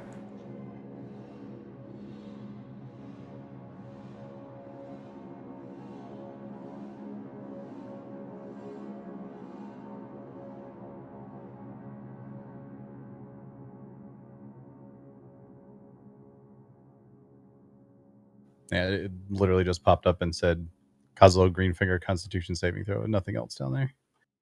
In the chat log where it just says with the little shield that says Constitution saving throw, are you able to click on that? I can. Does it bring up the con prompt? It does. So that from there, you can make any roll from there as well if it doesn't automatically pop up for you. And then if you want to choose to save a roll, or excuse me, choose to fail a roll, you can just put in the field that comes up. It comes up for you like -999, Oh, I see what you mean. Okay. and then you can choose to fail a roll that way. But it's just for future reference. Any roll that doesn't pop up for you on your screen, you can utilize through the chat log buttons as well. Okay. I was expecting the button I needed to push to be in the second thing in that list. Yes, some of them aren't triggering right. Do you choose to fail the vortex warp? Sure. Okay, Wangdoodle is attempting to teleport you over here. Basically, right next to me as much as possible. There is not a lot of next to you, Wangdoodle, as you are still in the tunnel. Kozlo is teleported to the ground underneath you. He's about 10 feet down, but he's on the other side of this vein. All right, cool. Ring is warmed up. We're going to use the spell that's stored in it. And we're going to create a wall of force. Ooh, where do you put it? Right across this vein, actually.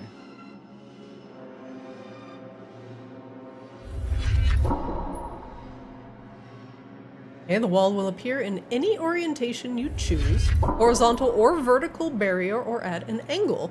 Is it horizontal, vertical, or at an angle? It'll be at an angle. It's going to be just on the outside edge of this vein, with the intention of forcing the white blood cells back behind it. Okay. All of the white blood cells are pushed back slightly, away from the vein. They now press themselves up against the wall of force. They are still attempting to get to the vein, and potentially to Kozlo.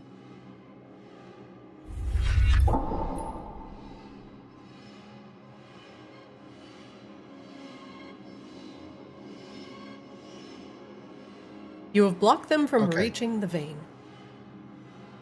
I bought us some time. So if you want to get out, you can get out. If, doing something else. Kozlo will pull out the tool again and attempt to suck the sloe out of the vein. All right, you insert the needle into the vein. A click. The slurping sounds. And this vein, too, rise up, shrivels up, and falls to the ground like a crispy Cheeto.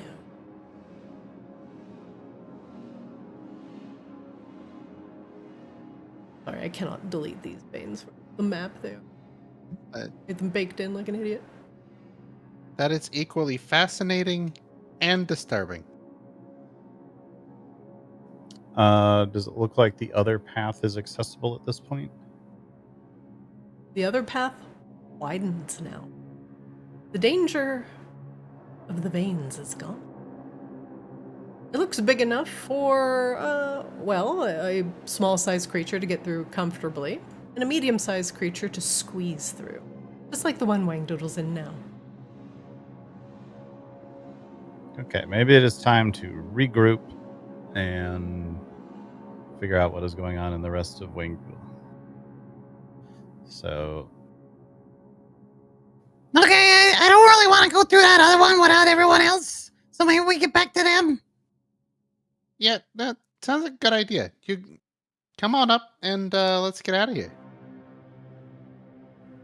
A hole is 10 feet above your head. Yeah. I have some options. Can I provide some kind of assistance?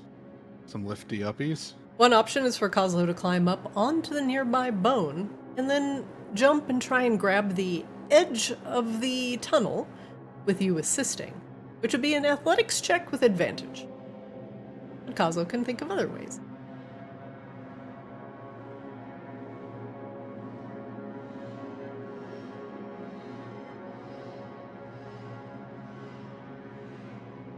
Kozlo is relatively safe, as you have put up the wall of force.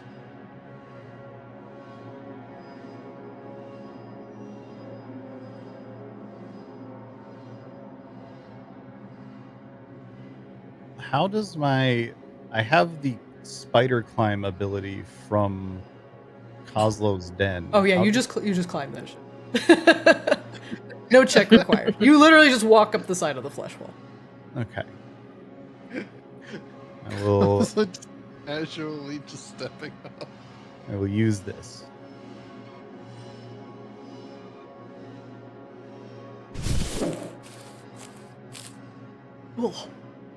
Kozlo, you can describe how you want to climb up the side of this flesh wall. It takes no effort. You climb the side as if you are walking.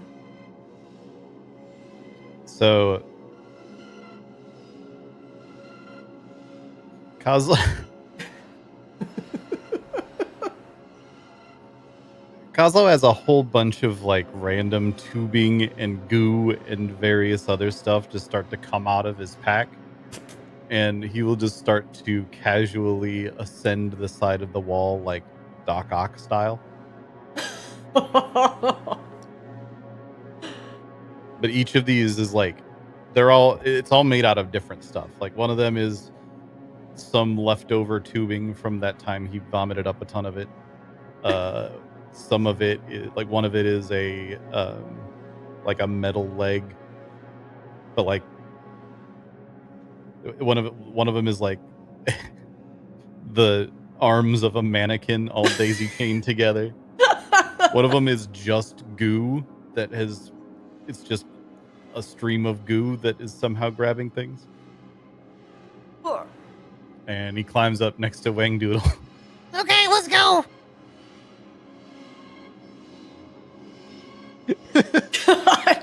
God, Wangdoodle, you see this horror. As he just does this with hands free, as he ascends like a small god inside your leg. Do you crawl back through the tunnel, or are you just gonna hang out with Dr. Kozlopoulos? You choose now to do this? What?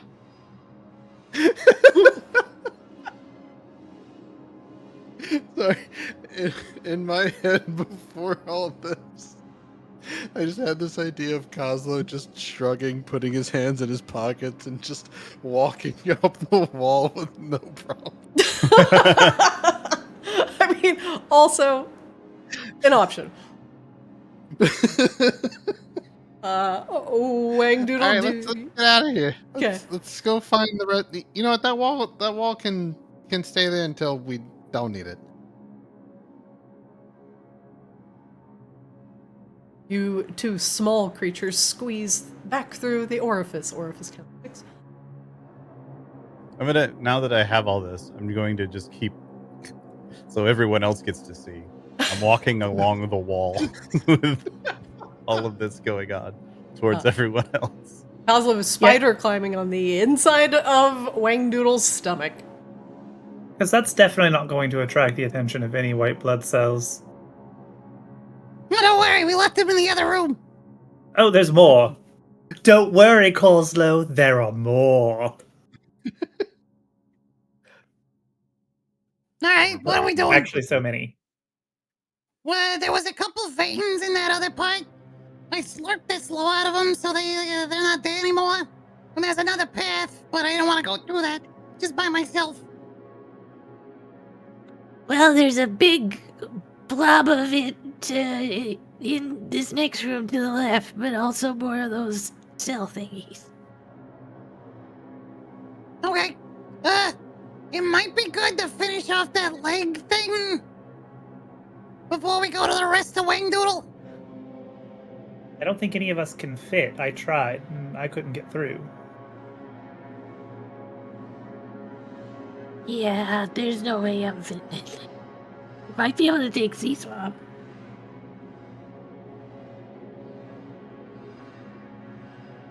Or if I fit, it's gonna hurt Wangdoodle. It's be like passing a kidney stone. I would be the kidney stone. It's however you wanna go about it.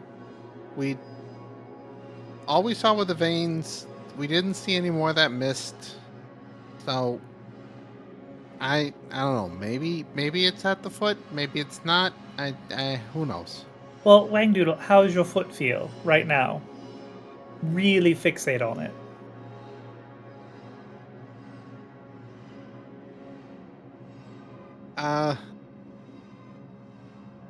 Wangdoodle is fixating so hard he is now just staring at his foot.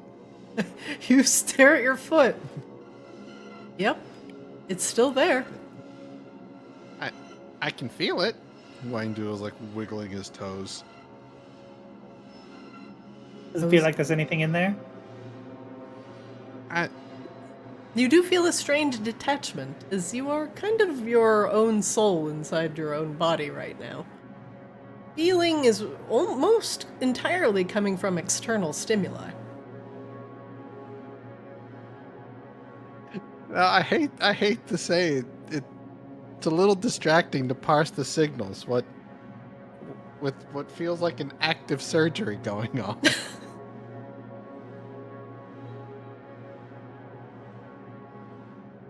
This is the weirdest. Don't make homemade medicine. This is just such a bad trip. There might be a slight numbing tingle in your right leg, as maybe the wall of force is blocking something. Oh no. Don't give yourself an embolism, Wangdoodle. No, it's more like a lovely tourniquet hug from the inside. Okay, so we want to see if we can get through to the foot then, before we deal with the rib cage.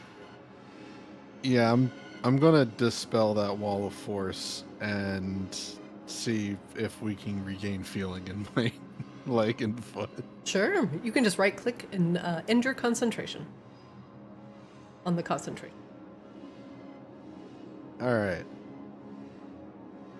The tingling, as if you were like sitting on your hand, slowly subsides.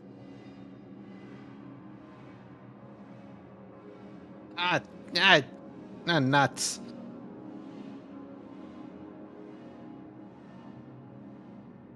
Okay.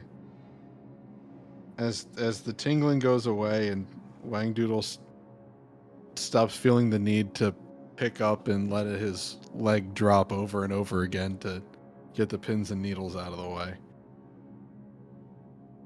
We're gonna try focusing again real hard on the foot.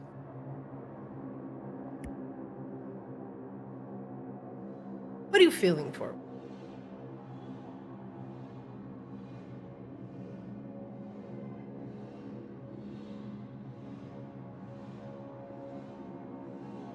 I'm trying to find a way to describe the feeling.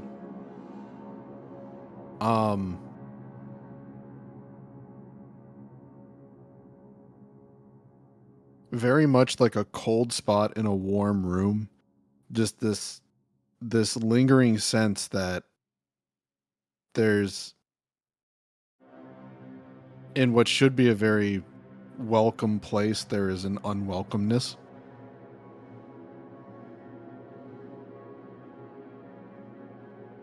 You try to strongly visualize your foot, as Alara is also trying to strongly visualize you not being conscious about your foot.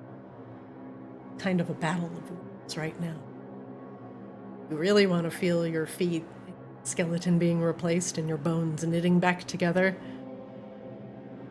Kind of hear Alara's voice in the back of your head. You would strongly advise against becoming too conscious of your state, Wangdoodle, lest you suffer madness. This kind of pain can be traumatizing.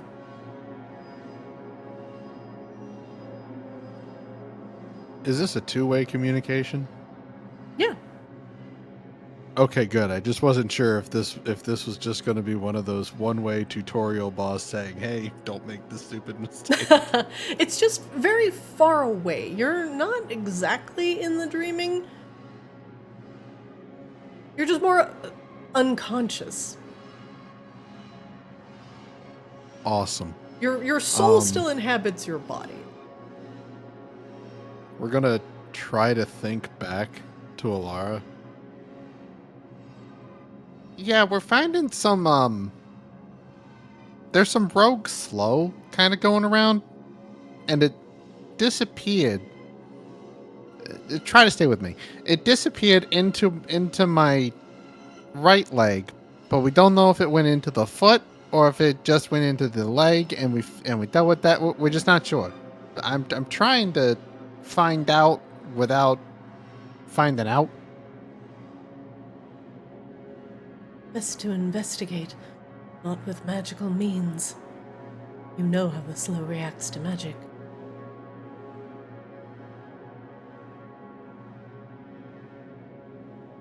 Okay. I just can't, everyone. I can't allow you to get a real feeling back. Even giving you a glimmer of consciousness could cause permanent damage. I can. A wish. I advise strongly against it. No, you know what you're doing. If you do want to get enough consciousness to feel your foot, you will suffer a permanent madness. However, I will tell you exactly what is going on in your foot. The choice is yours. No, we were given enough. What's the hesitation I'd rather. going down there? Just afraid of too much stuff? It's just there's only two of us. There's not a lot of space, Does and Sea Swamp also fit? Sea there's Swamp is kind of also a a lot of, medium like- creature. Yeah, Wangdoodle and Kazo are the only small creatures. Okay. It's not that the medium creatures can't get through, it just requires an athletics check to pull yourself through the small meat tunnel.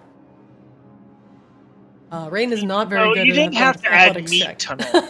You didn't have to add meat tunnel. You could have just said to fit. To go through the Chalupa Supreme. Is it alright if you guys just go there and then yell if you need help, and then we'll... I used to like Chalupas Supremes before this conversation. I'm sorry. No, Are you're you? not. Don't lie to us too. Alright, well, you guys pull up your big boy pants and get into that Mexican pizza. Oh my god. You can't ruin Mexican pizza for me, so you can try, but I'll still have a Mexican pizza right now. But do you guys want to try it and just yell if you need help? we Now we can. we were kind of already there. Well, let's just go back through. We'll see what's in there. I'll just climb along the wall to get past all of your goop. Hey, you know what? Maybe the white blood cells went away because, the slow's dead. Alright, Kazuo's just gonna start climbing his way with the assistance of all of his extra fake arms now, climbing his way through the hole. Okay. Also, you squeeze back through. White blood cells have somewhat dissipated. They're kind of just hanging out. I think there's less of them now.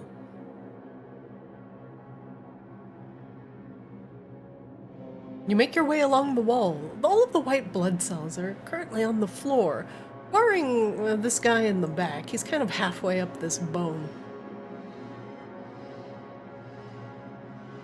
The hole in the wall is definitely big enough for you to crawl through, and containing kind of the same strange S-curve that prevents you from just peeking in and seeing the other side.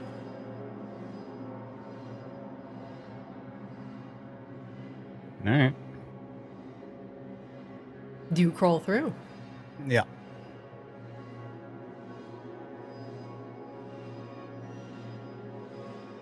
Kozlo on the other side as you squeeze through the tunnel with your amalgamation of Dr. Octopus. There are a couple white blood cells here. This one on the bottom, on the bottom part of the screen, on the ceiling. It's just hanging out. There's another one that is close to this sloe-filled tumor. This one seems pretty bad. Multiple pustules connected to one of those active veins in the wall. The vein pierces the northeastern wall, squiggles around the outside here, and connects to the other side. There, however, the most disturbing thing is the giant blue eyeball on the south part of the room. It has no lids, no eyelashes, just the eyeball, iris staring straight up at nothing. The sclera are on the floor. Wangdoodle, why is there an eyeball in your foot? Hang on. I don't believe that's part of the original plans. I'll be right there. Wangdoodle, do you squeeze through? Yeah, I think we have to. Let's grab the top of the passage and slide through NASCAR style. Wangdoodle, you do not have the wall of force up, nor are you spider climbing. You poke your head out of the other side. You see the white blood cells have dissipated now that they don't have any veins to slurp on. Kozlo, and I'm sorry, I give you an incorrect description of this vein next to you. This one is also shriveled up and dead. The only one that is alive is the one connected to the wall. Okay.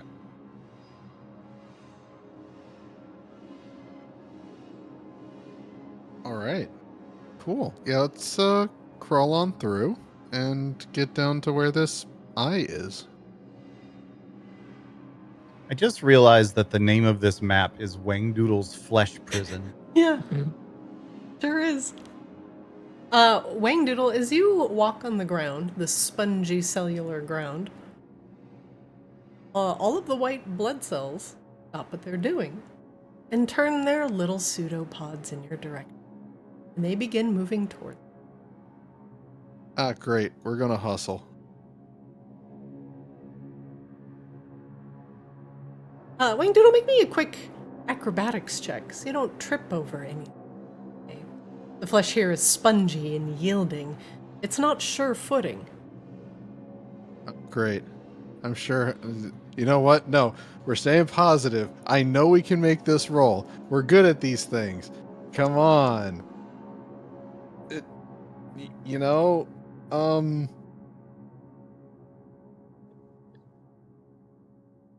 yeah.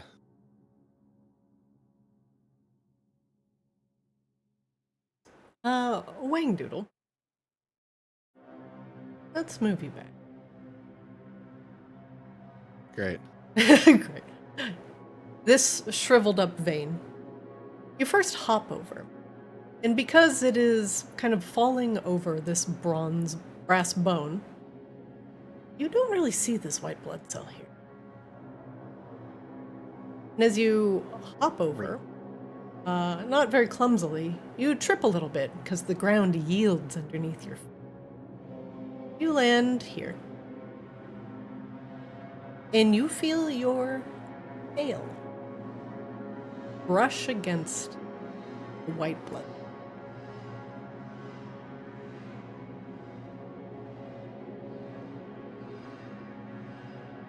Cool.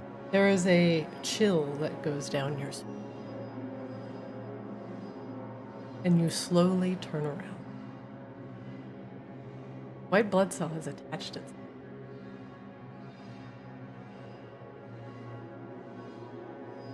You are an invader.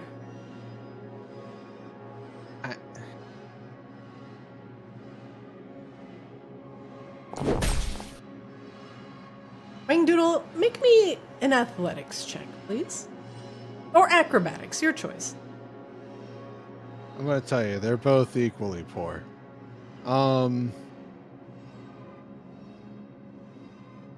You know what? One good chance deserves another. Come on. We got... Yeah.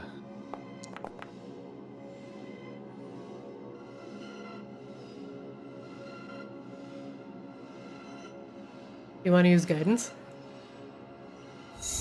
I'm assuming yes. Don't know why it prompted me to do that, but okay. Okay. Wangdoodle. No. We're just gonna take this one.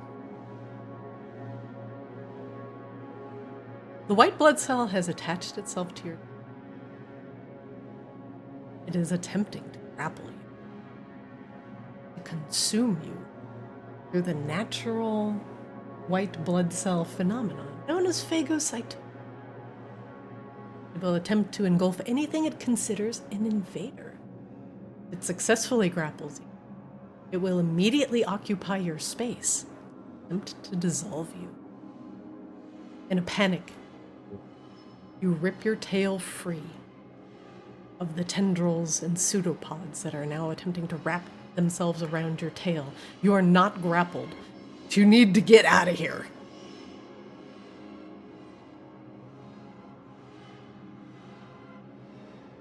We're just gonna keep going. We're fine. We're fine. We're not gonna think about too much that objectively me is now considered an enemy of me. Aren't we all? I am my own worst enemy. Wangdoodle, the hole that you need to climb up in is a little bit higher than you are. You're gonna have to make an athletics check to try and climb up in it, unless you have a better way. You know, 2 good rolls deserve another. I'm staying positive about this. I am proud of you, Dice. You can do it. You can.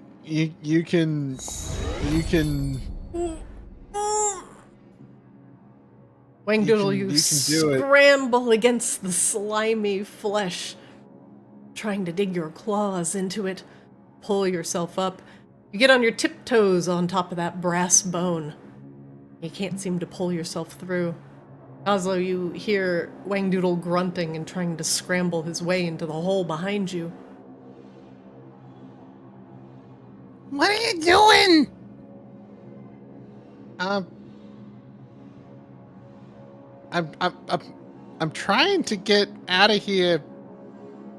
You know what? I just didn't jump right. I'm gonna try again. An athletics check. This difficulty has gotten slightly higher. Looking to see if I have something of very minimal cost that can assist me here. I don't think so. We're you know what? We're staying proud. We're staying real proud of this. You can do it. I believe in you, Dice. You wouldn't disappoint me again. You wouldn't disappoint me again. Oh! You wouldn't. You scramble. You wouldn't. And you slide down. Your butt hits the bone. Your butt hits the ground as you slide off. The white blood cell next to you. So close. So close. You have one more chance before the white blood cell will attempt to grapple you again.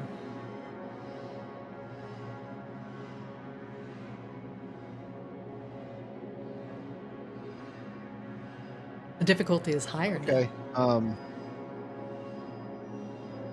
You know what? Forget that. We're going to use our own elevator. And we're going to cast Levitate on ourselves.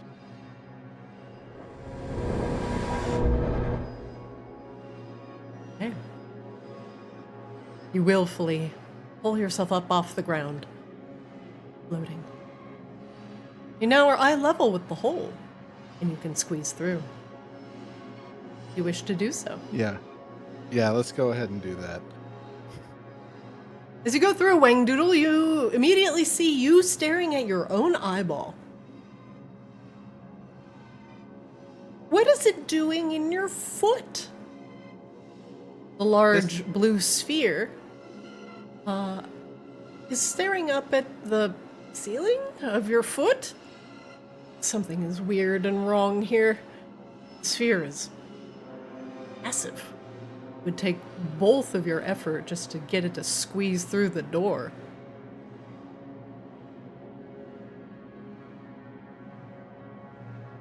Alara, why is my eyeball, why is it down? This is not where it goes.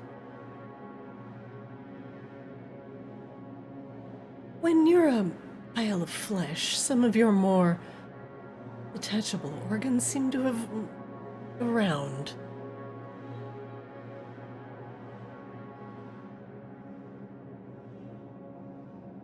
So, what, you want us to handle this? You get no response from Alara for a moment.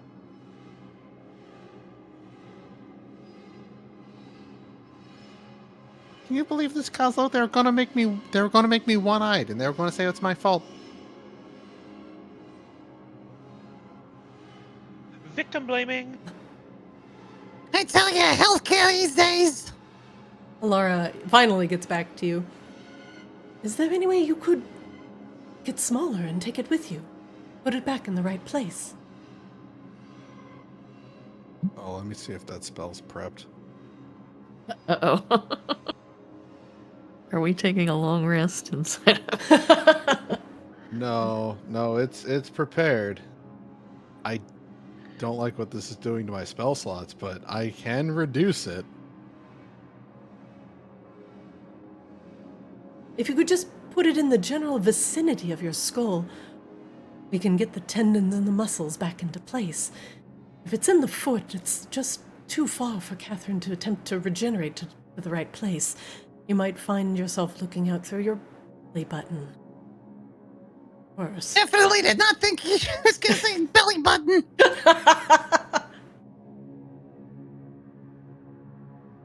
The eye is naturally going to gravitate towards an opening. Let's just hope we force the right one. And not any of There's the quite others a few along of the way those. there. Yeah, exactly. You would be surprised at the number of flesh tunnels we have discovered on our way through this. You want to be able to see through your butthole? Sleep Right with now, one eye open!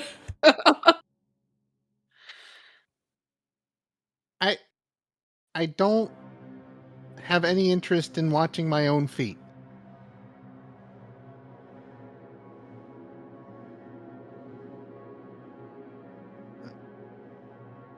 All right.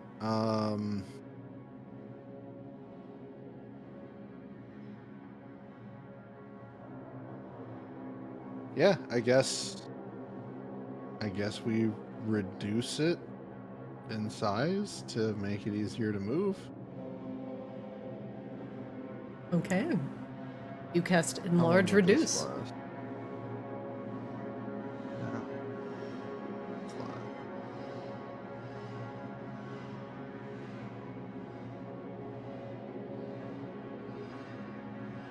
It only lasts for a minute.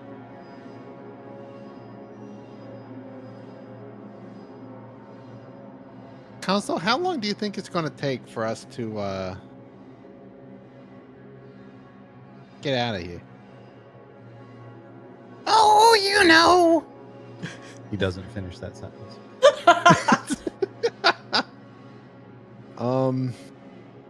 At the very least, you could reposition it somewhere that's not so inconvenient. But you might have to move it multiple times.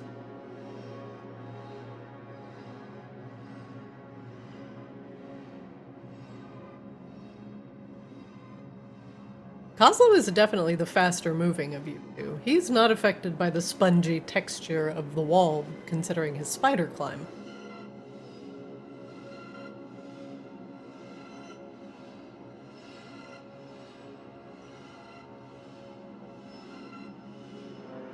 Okay, Kozlo, hear me out. Here's an option that we have. I've got maybe one shot left in the syringe here. What we could do is we could I could add a microfire to your rod there, and then we could, on demand, shrink the eye down so we can get it moving.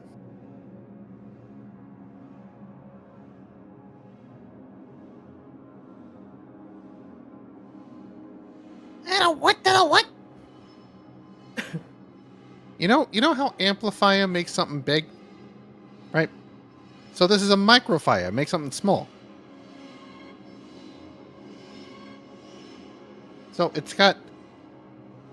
Wangdoodle pulls out a sketch of what he's talking about, and it looks to be modeled like a pistol that has an M on the back of the slide.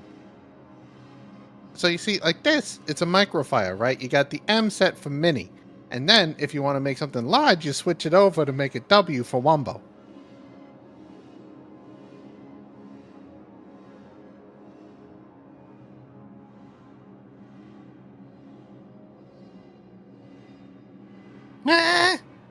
Okay, sure. Okay, so you'd be in charge of it, and you can, set the setting, and we can use that to move the eye and make it easier to move. Wangdoodle will go about adding that to Kozlo's preferred or active weapon. And in doing so, will... where is the button?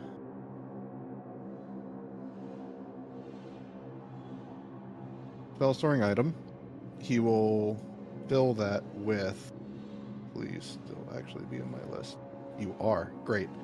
With enlarge reduce. All right, Kozlo, you get the gun. The M for mini. The W for Wumbo. You can now cast enlarge reduce without utilizing a spell slot.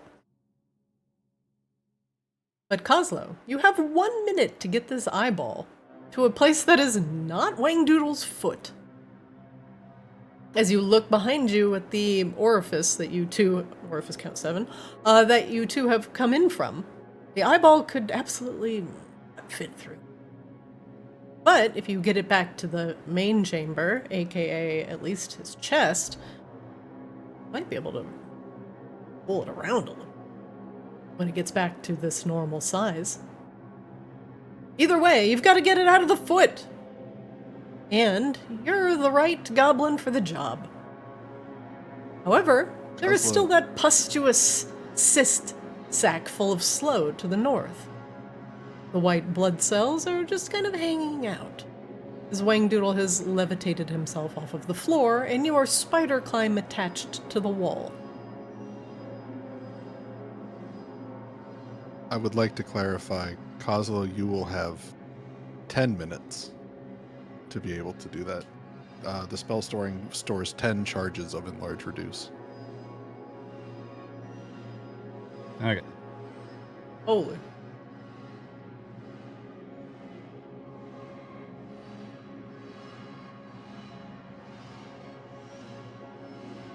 What do you do first, gentlemen?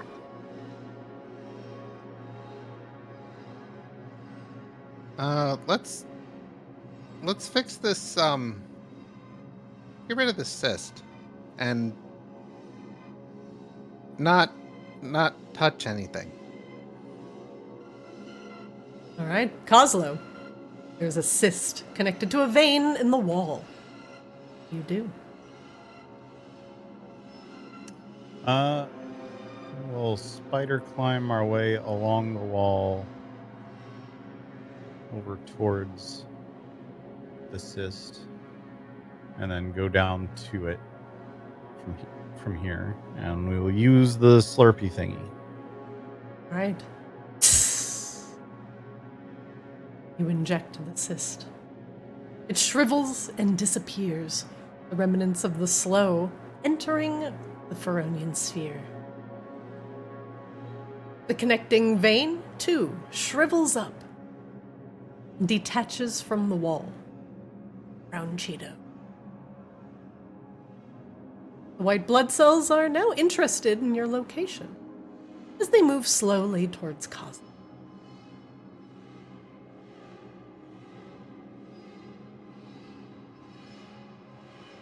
There is now the problem of the giant eyeball in the foot, Coslo, which you also have the means to fix.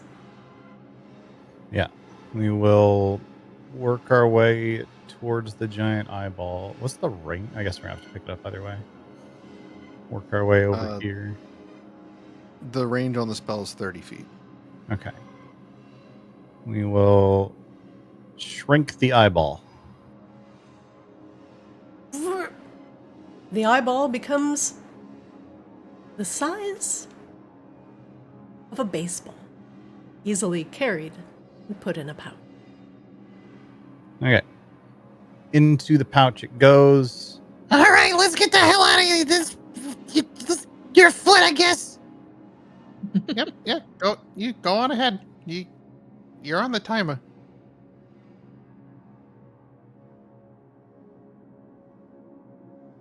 Okay, so it stays small for 10 minutes. 1 minute at a time, you have 10 charges. You have 10 charges of remaining. 1 minute. Oh, I see. Okay. So we are hurrying. Going along the walls.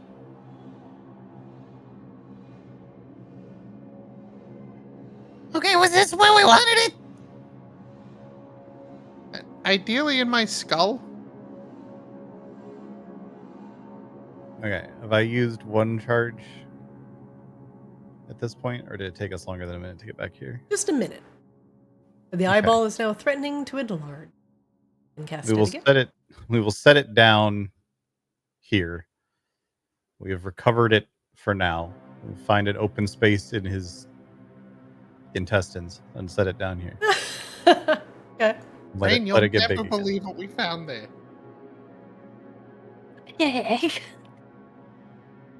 I found a cobalt egg.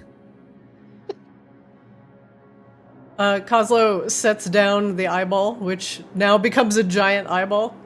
It's growing. What? Why were there... Wangdoodle, why do you have eggs? And why are they on your foot? You know Well, what, even actually, better- I deliberately did not study medicine in school, so I don't actually want to know the answer to that. Even better, that's much more valuable than an egg. And Alara said that she's not held responsible for the fact that it was in my foot. That's one of my eyes. See, look, it looks just like me. Well, we do have to kind of remember, Wangdoodle, you were kind of a pudding before, so... Honestly, I guess I'm surprised that only one thing has been out of place so far. So far, I think is carrying a lot of weight with what you said.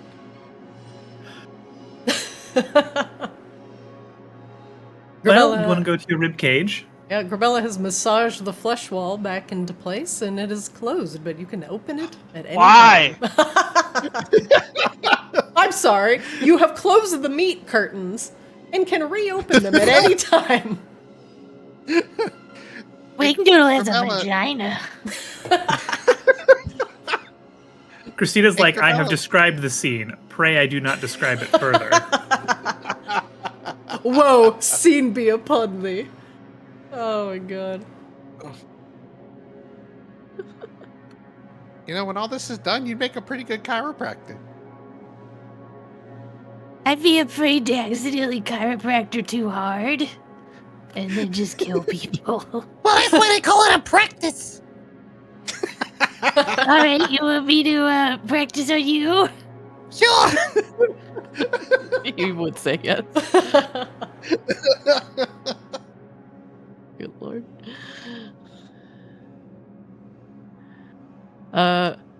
Okay, we told Coslo that there's a big ball thing, tumor, whatever, on the left. I could run interference or something. I don't know. That seems fine. Do you want to open the door, get a remind ourselves of what we're dealing with. Grebella will massage the door open. You Okay. rub the door open. The white blood cells have gotten a little bit closer. Oslo, from your vantage point, you see down in the very south part of the room something very green, very bulbous. It pulses. Looks like it's filled with liquid. It does not look like one of the white blood cells. It looks like it's attached to the cell wall. It doesn't look good. All right, Grebella, do you want to lure the cells maybe, I don't know, kind of like to the northeast corner of the room? That way Coslow can Sure. go to the tumor in the just northwest corner. And I don't know, Wangdoodle, do you want to go take a look at your weird pulsating sack in the southwest corner? Seaswab and I can head towards one of the doors.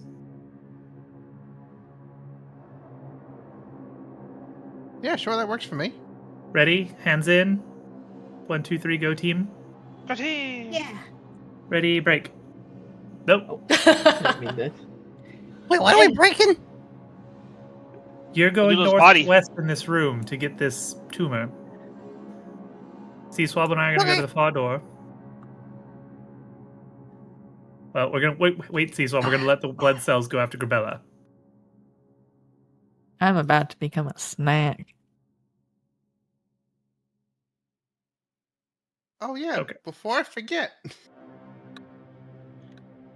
Gonna rush in and toss the smelling salts towards Grebella again.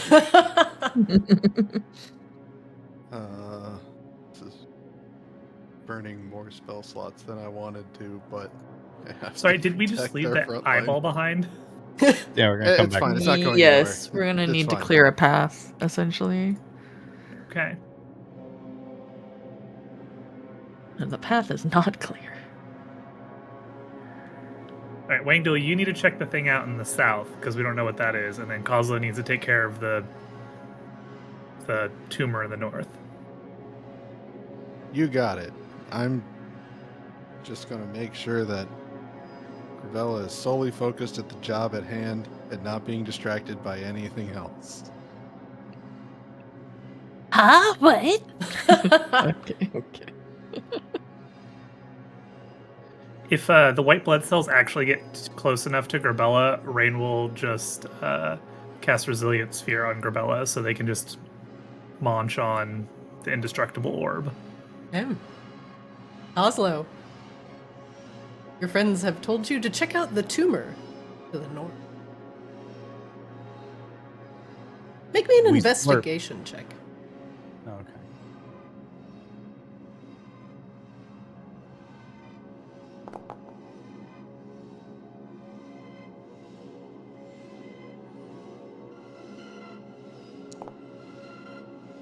Wow. Oslo, this tumor is actually just a hardened scab of flesh. There is something under it, though. The vein that connects to it is connecting to the wall and is pulsating, telling you that there's either a cyst under it containing sloe or something else.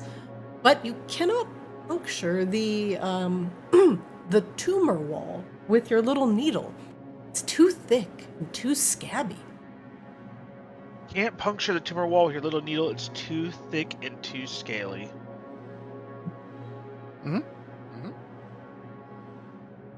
No. Those are the words. I'm just repeating the words the DM said. There's No, it's fine. no other innuendos being mentioned at all. Wangdoodle, It's fine. what ability would you like to use to check out this green nodule? Let's use. I'm definitely not just pulling out my character sheet to see what has my most advantage.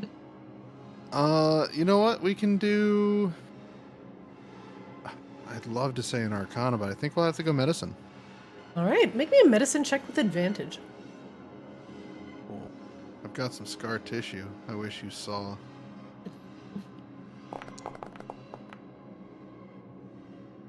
Nice.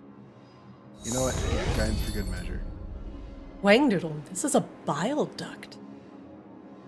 You could extract some of the bile, a potent smelling liquid, and potentially apply it yourself if you.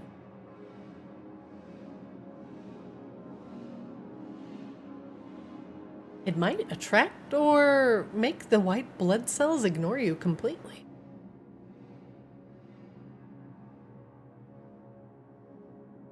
Yeah, you know what? What better time than now to perform a live experiment?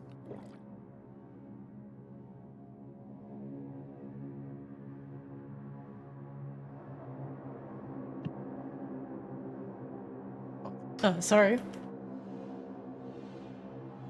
The white blood cells are getting a little bit closer. Rain, do you want to cast Resilient Sphere on Grebella? Sure.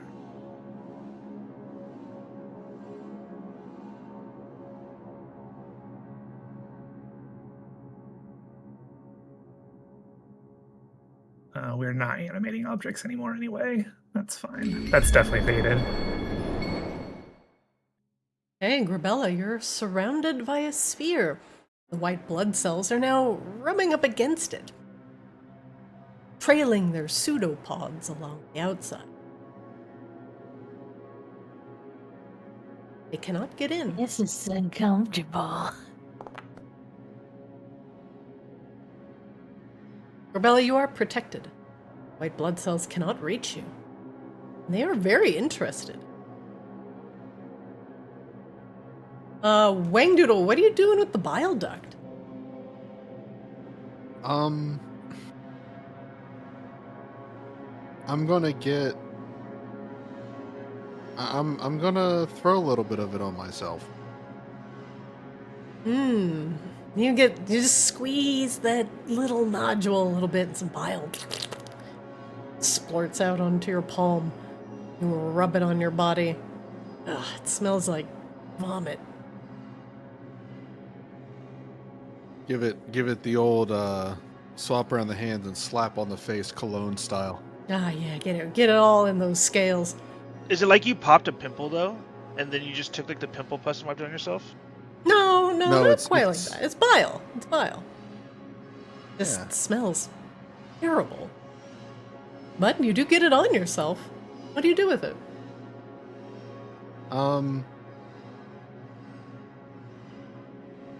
We need to test this. Can I get some more and throw it at Grebella? She's in a resilient sphere. It will not reach her. That gosh dang resilient. Well, Nothing if it gets can on the get to her. resilient sphere.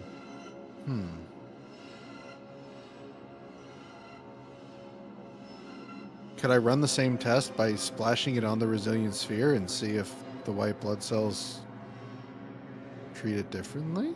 Absolutely. You put some more bile in your hands and mosey on up to Grebella. Yeah.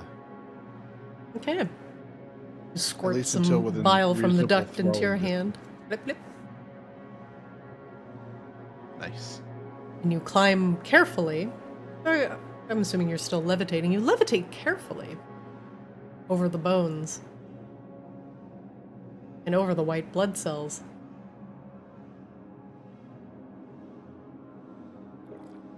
There we go.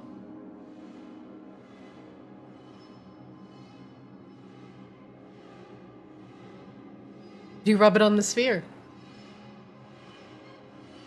Yeah. Yeah, because this is just dumb enough to might actually give me an answer. Grebella, the invisible sphere that is around you, Wangdoodle starts rubbing a green liquid on it. The white blood cells immediately, their pseudopods retract back into their amorphous forms. And they start moving south towards Sea Swap and Rain.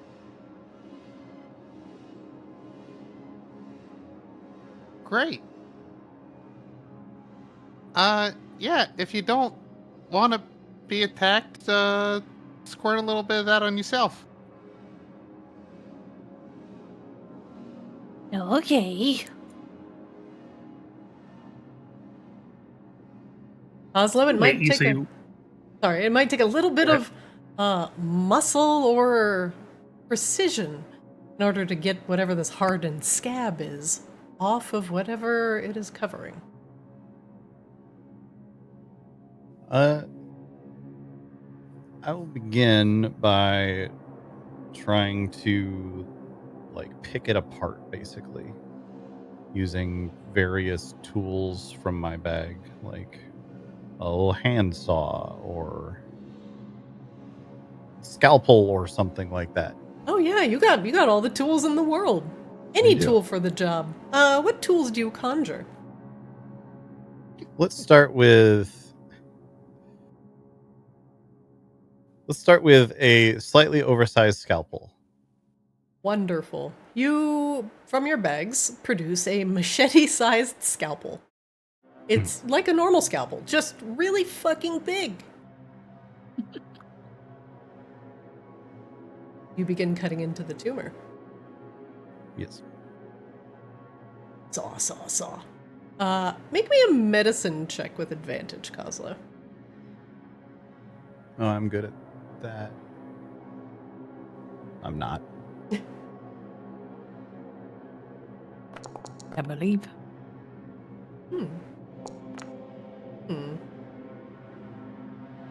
It's gonna take you a while, but the white blood cells seem to be distracted. They're not moving towards your location. They're moving towards C-Swab and Rain. You begin to saw carefully. You're not very good at this surgery thing. You're used to making things into pieces, not putting the pieces back together. Rain, you approach the bile duct. What do you do? I guess we're bird bathing in Wangdoodle's bile duct. I guess is what's happening. You press down on the bile duct and get some bile. Spread it over your face and clothes. Disgusting. You're gonna need at least 12 baths after this. I will never be clean again. D-Swab, what about you? You too bird bath in the bile? Sure, but I'm also going to throw back up inside of C-Swab because this is disgusting. A little bit of A, a little bit of B. A little bile, a little bit of this, a little bit of that. You spread it over your beak and clothes. Once again, you feel sticky and unclean. You look at Rain, and she looks at you, both equally miserable. And as you both turn around and look at the white blood cells that are crawling over the ribs, they've stopped. They're confused.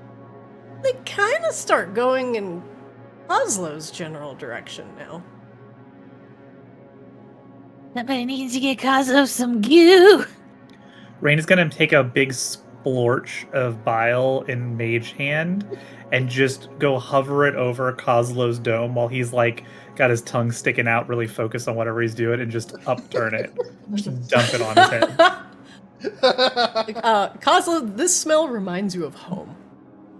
Of course. Oh! Kozlo, you gain 5 temporary HP.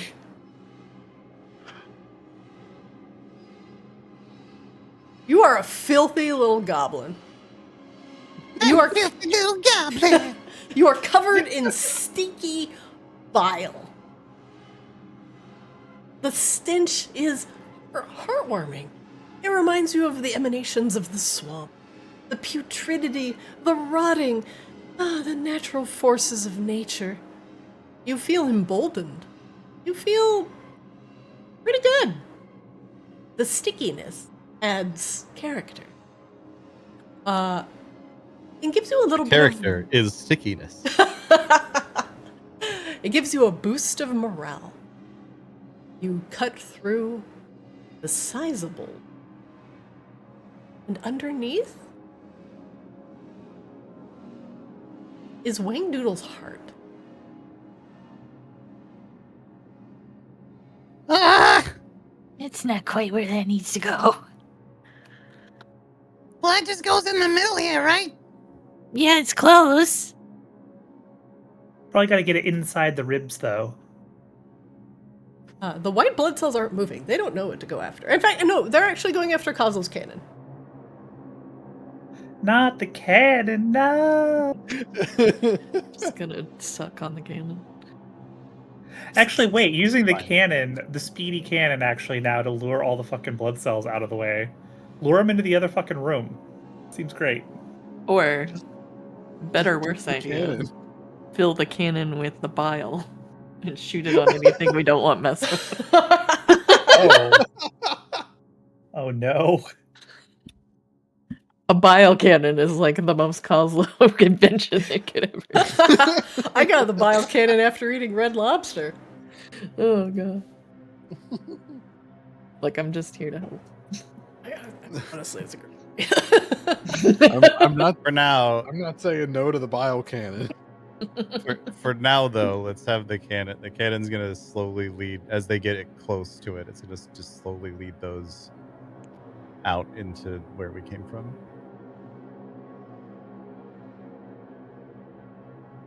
The white blood cells follow the invader. But without Grebella to massage the wall back into place, they just continue following. Okay. Well, cannon is gonna go to this specific point of Wangdoodle's pelvis. Yes? For no The reason. thrombus? The bingus? Grebella, should we go fetch the eyeball and like roll it in here, and then we can close the door behind?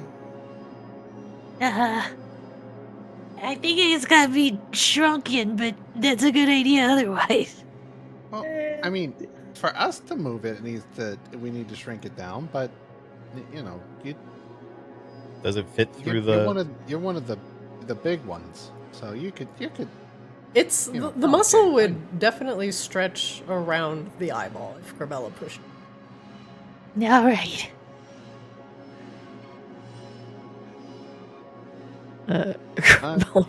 Grebella, you are in a sphere. Ray will have to drop concentration. Yeah, we can drop that. Okay, right. Yeah, I click your have- concentration. Unless we want to do like super monkey ball, bouncing off the eyeball with I the. think we're good. All right, Council, do you Grebella. want to go your cannon too? You know, if it comes back. Maybe we keep it as the bait. Well, we'll figure that out. Let's get the eyeball in here so I can get the cannon through. Grebella, do roll the eyeball into the ribcage. Yeah. All right, make me an athletics check to roll the giant eyeball.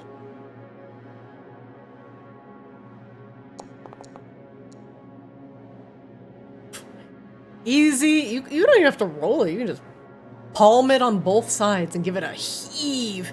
This massive liquid-filled sphere you lift easily with your massive strength.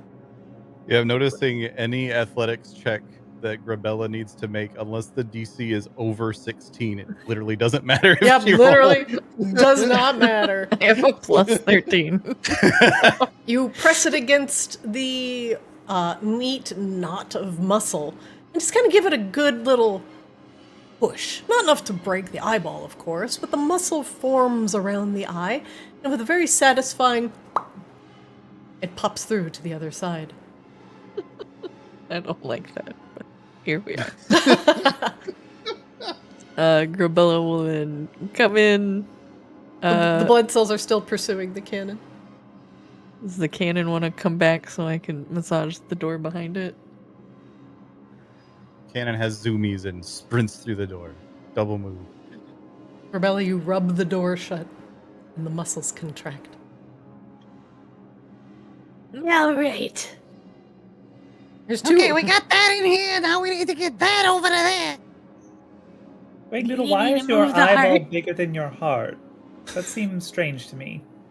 Does it? Look at him. Shoo! Sorry. Wangdoodle, are you still levitating? Yes. How long does that last? 10 minutes.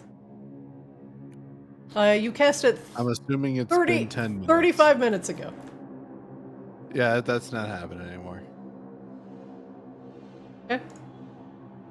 Oh, no, I'm sorry. I thought that, I don't know why I thought the levitate was the concentration. I need to bring that back. No problem. Wangdoodle, as you step on the floor there, some bile squirts out. Bile pours out of the weakened cell wall underneath your feet.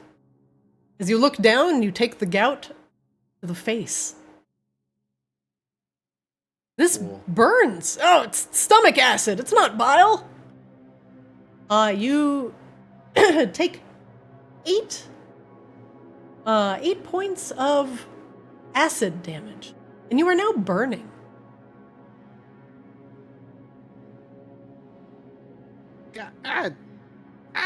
This freaking heartburn.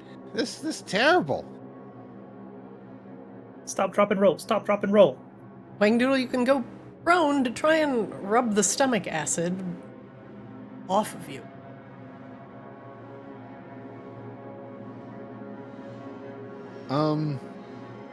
Yeah, sure. I'm not needed for anything else right now. Okay. You roll around and try and get rid of the burning. What are the rest of you doing as Wangdoodle triggers a weakened spot in the floor? I am here to help move the heart, I think.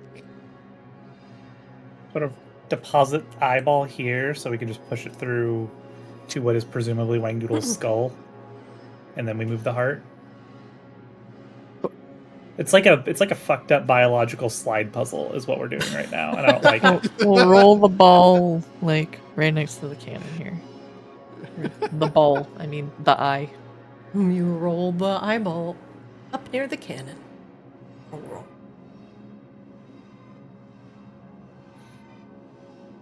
Oslo, the large vein in the wall pulsates with activity. We slurp it. Should we move the heart first just to be safe? Yeah. Because what Grebella's... Oh, you mean before the slurping? Before the slurping. Yeah. Because if the sloe gets in the heart, that's not good. Grebella, make me an athletics check, please. Yes. Sorry, my kitten is walking all over my desk. Damn. Does she technically have to? It's a big meaty thing. I like seeing those big rolls, but she could also roll a 1. This is hard to move. Grebella, She struggles ever so slightly, but not really. just a little struggle. Where do you put the heart, Grebella? She's gonna move it towards the rib cage. Yeah, like right there. Do you put it on Figuring- the right side or the left side? I don't remember what side this goes on. On Wangdoodle's side, I think would be fine. Shouldn't we put it inside the rib cage though? Like, start from the bottom and then just push it up into the rib cage. Yeah, but which side inside? This You're side. making me think I got a brain injury. It's this side, the one closest to Wangdoodle. Okay. Actually, I don't know. Do kobolds? Where do kobold hearts usually go? I don't know. It's probably fine. 50-50 shot right now. Yep. You know? We just have to get it close enough. Like, that's what Catherine's job is for. You get it close enough. You roll the heart into the left side of the ribs. The one closest to Wangdoodle, as he has now removed most of the acidic bile from his body. Excuse me, stomach acid. He's still covered in bile. The heart now just lays within the ribs, happy and protected. Oslo then stabs the vein, which releases a gout of blue mist. Seems to dissipate. It wrinkles up, and it too becomes the brown Cheeto. The heart bone's connected to the rib bone. The rib bone's connected to the bile bone. There are 3 doors. One where the spine intersects. One looks like some sort of ventricle, a flap that opens and then shuts. Opens and then shuts rhythmically. The south one also looks like a flap, which opens and shuts rhythmically.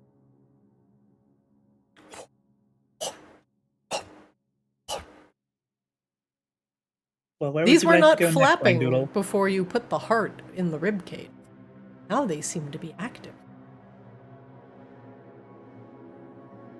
Real quick, do we have our 5 minutes at some point?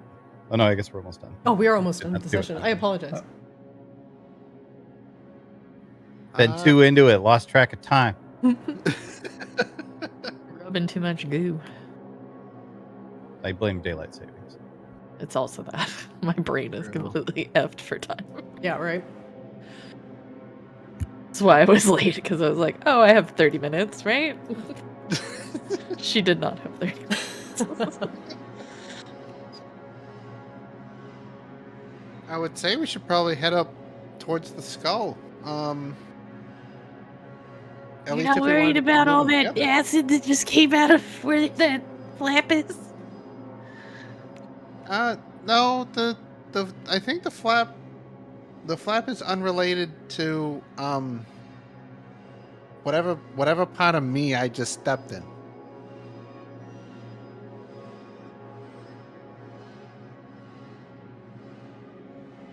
I'm genuinely not sure. I think if we get the eye to where it's supposed to be, that'll be one less thing we gotta worry about.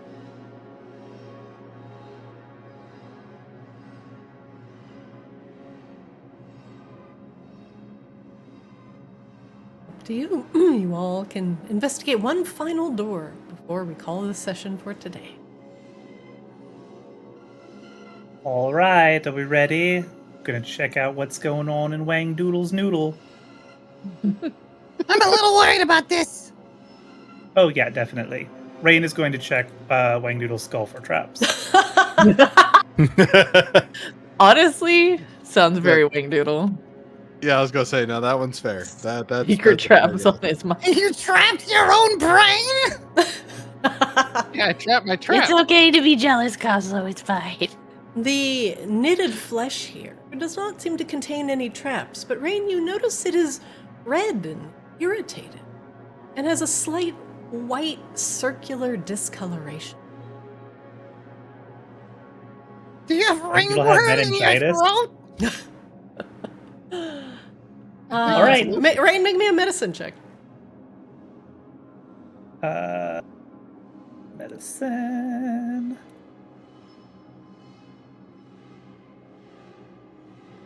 A 10. Looks grody. Looks gross, just like everything else in here.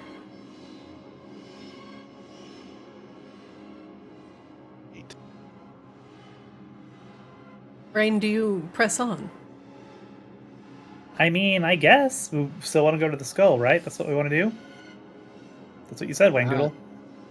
Yeah, especially since, you know, one of these things is not like the others. All right. Rain tickles his throat. I don't know what the fuck we're doing here. The throat opens. Wangdoodle, you cough involuntarily. The force of your coughing causes everybody to move forward in the direction of your throat 5 feet. Oh my god. Rain, you are shunted into the room. And the throat closes behind you. Oh, does it? Sorry. I thought I did that. Wangdoodle, are you a giraffe? Why is your neck so long? Your neck is longer than your entire rib cage. He got a long neck. Look at this boy. He got some neck. Anyway, Rain, you're in the neck. Me like this. It is an entire nest of purple veins. There are some sharp protrusions coming from the neck wall. You also see a white blood cell now slowly creeping around. The sharp protrusions in the neck look very painful and are rubbing up against the bronze spine that makes up, the part of the neck where the spine is. However, you see at the very end of the spine, where it would connect with the base of the skull, is a big purple contusion in a place where all of these disgusting, sloe-filled veins have created like an intertwined nest at the base of the skull. It looks like all of the veins, the ones that Kozlo's been sucking out with the sphere, come from here, or at least connect to it somehow. Multiples of these veins come from this nexus and exit piercing the walls in every direction. It is purple and a little bit red. It looks inflamed and painful. Some of the veins even piercing the floor. And this poor white blood cell in here is small, lone, potentially been overwhelmed by the amount of corruption. Are some of these veins like desiccated, like some of the ones that Kozlo's already gotten have been taken care of and we need to find more, or are these all fresh? A couple of them are desiccated. The ones that are closest to here are both desiccated. But there are still more, which tells you that there are more veins inside of Wangdoodle's body that you will need to take care of in order to cut off the source of power from this nexus. Wangdoodle, I think we're going to have to amputate your neck, buddy. This was not part of the original plans. This is... We're pretty Plans far change. from the original plans. Plans change. I think we're going to have to actually go into your arms or whatever's over there. This seems like where all of the little slow veins are coalescing, and I think we need to clear up some of the inflammation here first. Also, can somebody tickle the esophagus so I can get out, please?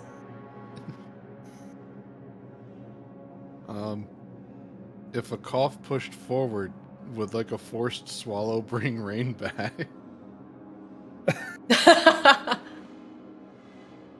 Do you forcefully swallow? Yeah, we're gonna go the full exaggerated gulp. Gulp. Rain, you are shunted back through the throat. That is a sensation I abhor. And as Rain stumbles and falls at Grebella's feet, unless she succeeds at an acrobatics check, as you all are precariously balancing on the ribs. Rain, make me a quick acrobatics check, please. Sure. As Rain stumbles through the door, but does not fall. That is where we will end the session. You have discovered the interconnecting veins of sloe, all connect to a central nexus at the base of the skull. There are 2 arms left. And where is Wangdoodle's other eye? There are questions to be asked, but at least your heart is in the right place. I've been waiting all session to make that joke. Boo the DM! Boo me! We will continue our foray into Wangdoodle's flesh prison next week. You all have done very good today, but you still have a little bit to go. A skull and 2 arms await. So House Hamaki or Wangdoodle's flesh prison, y'all?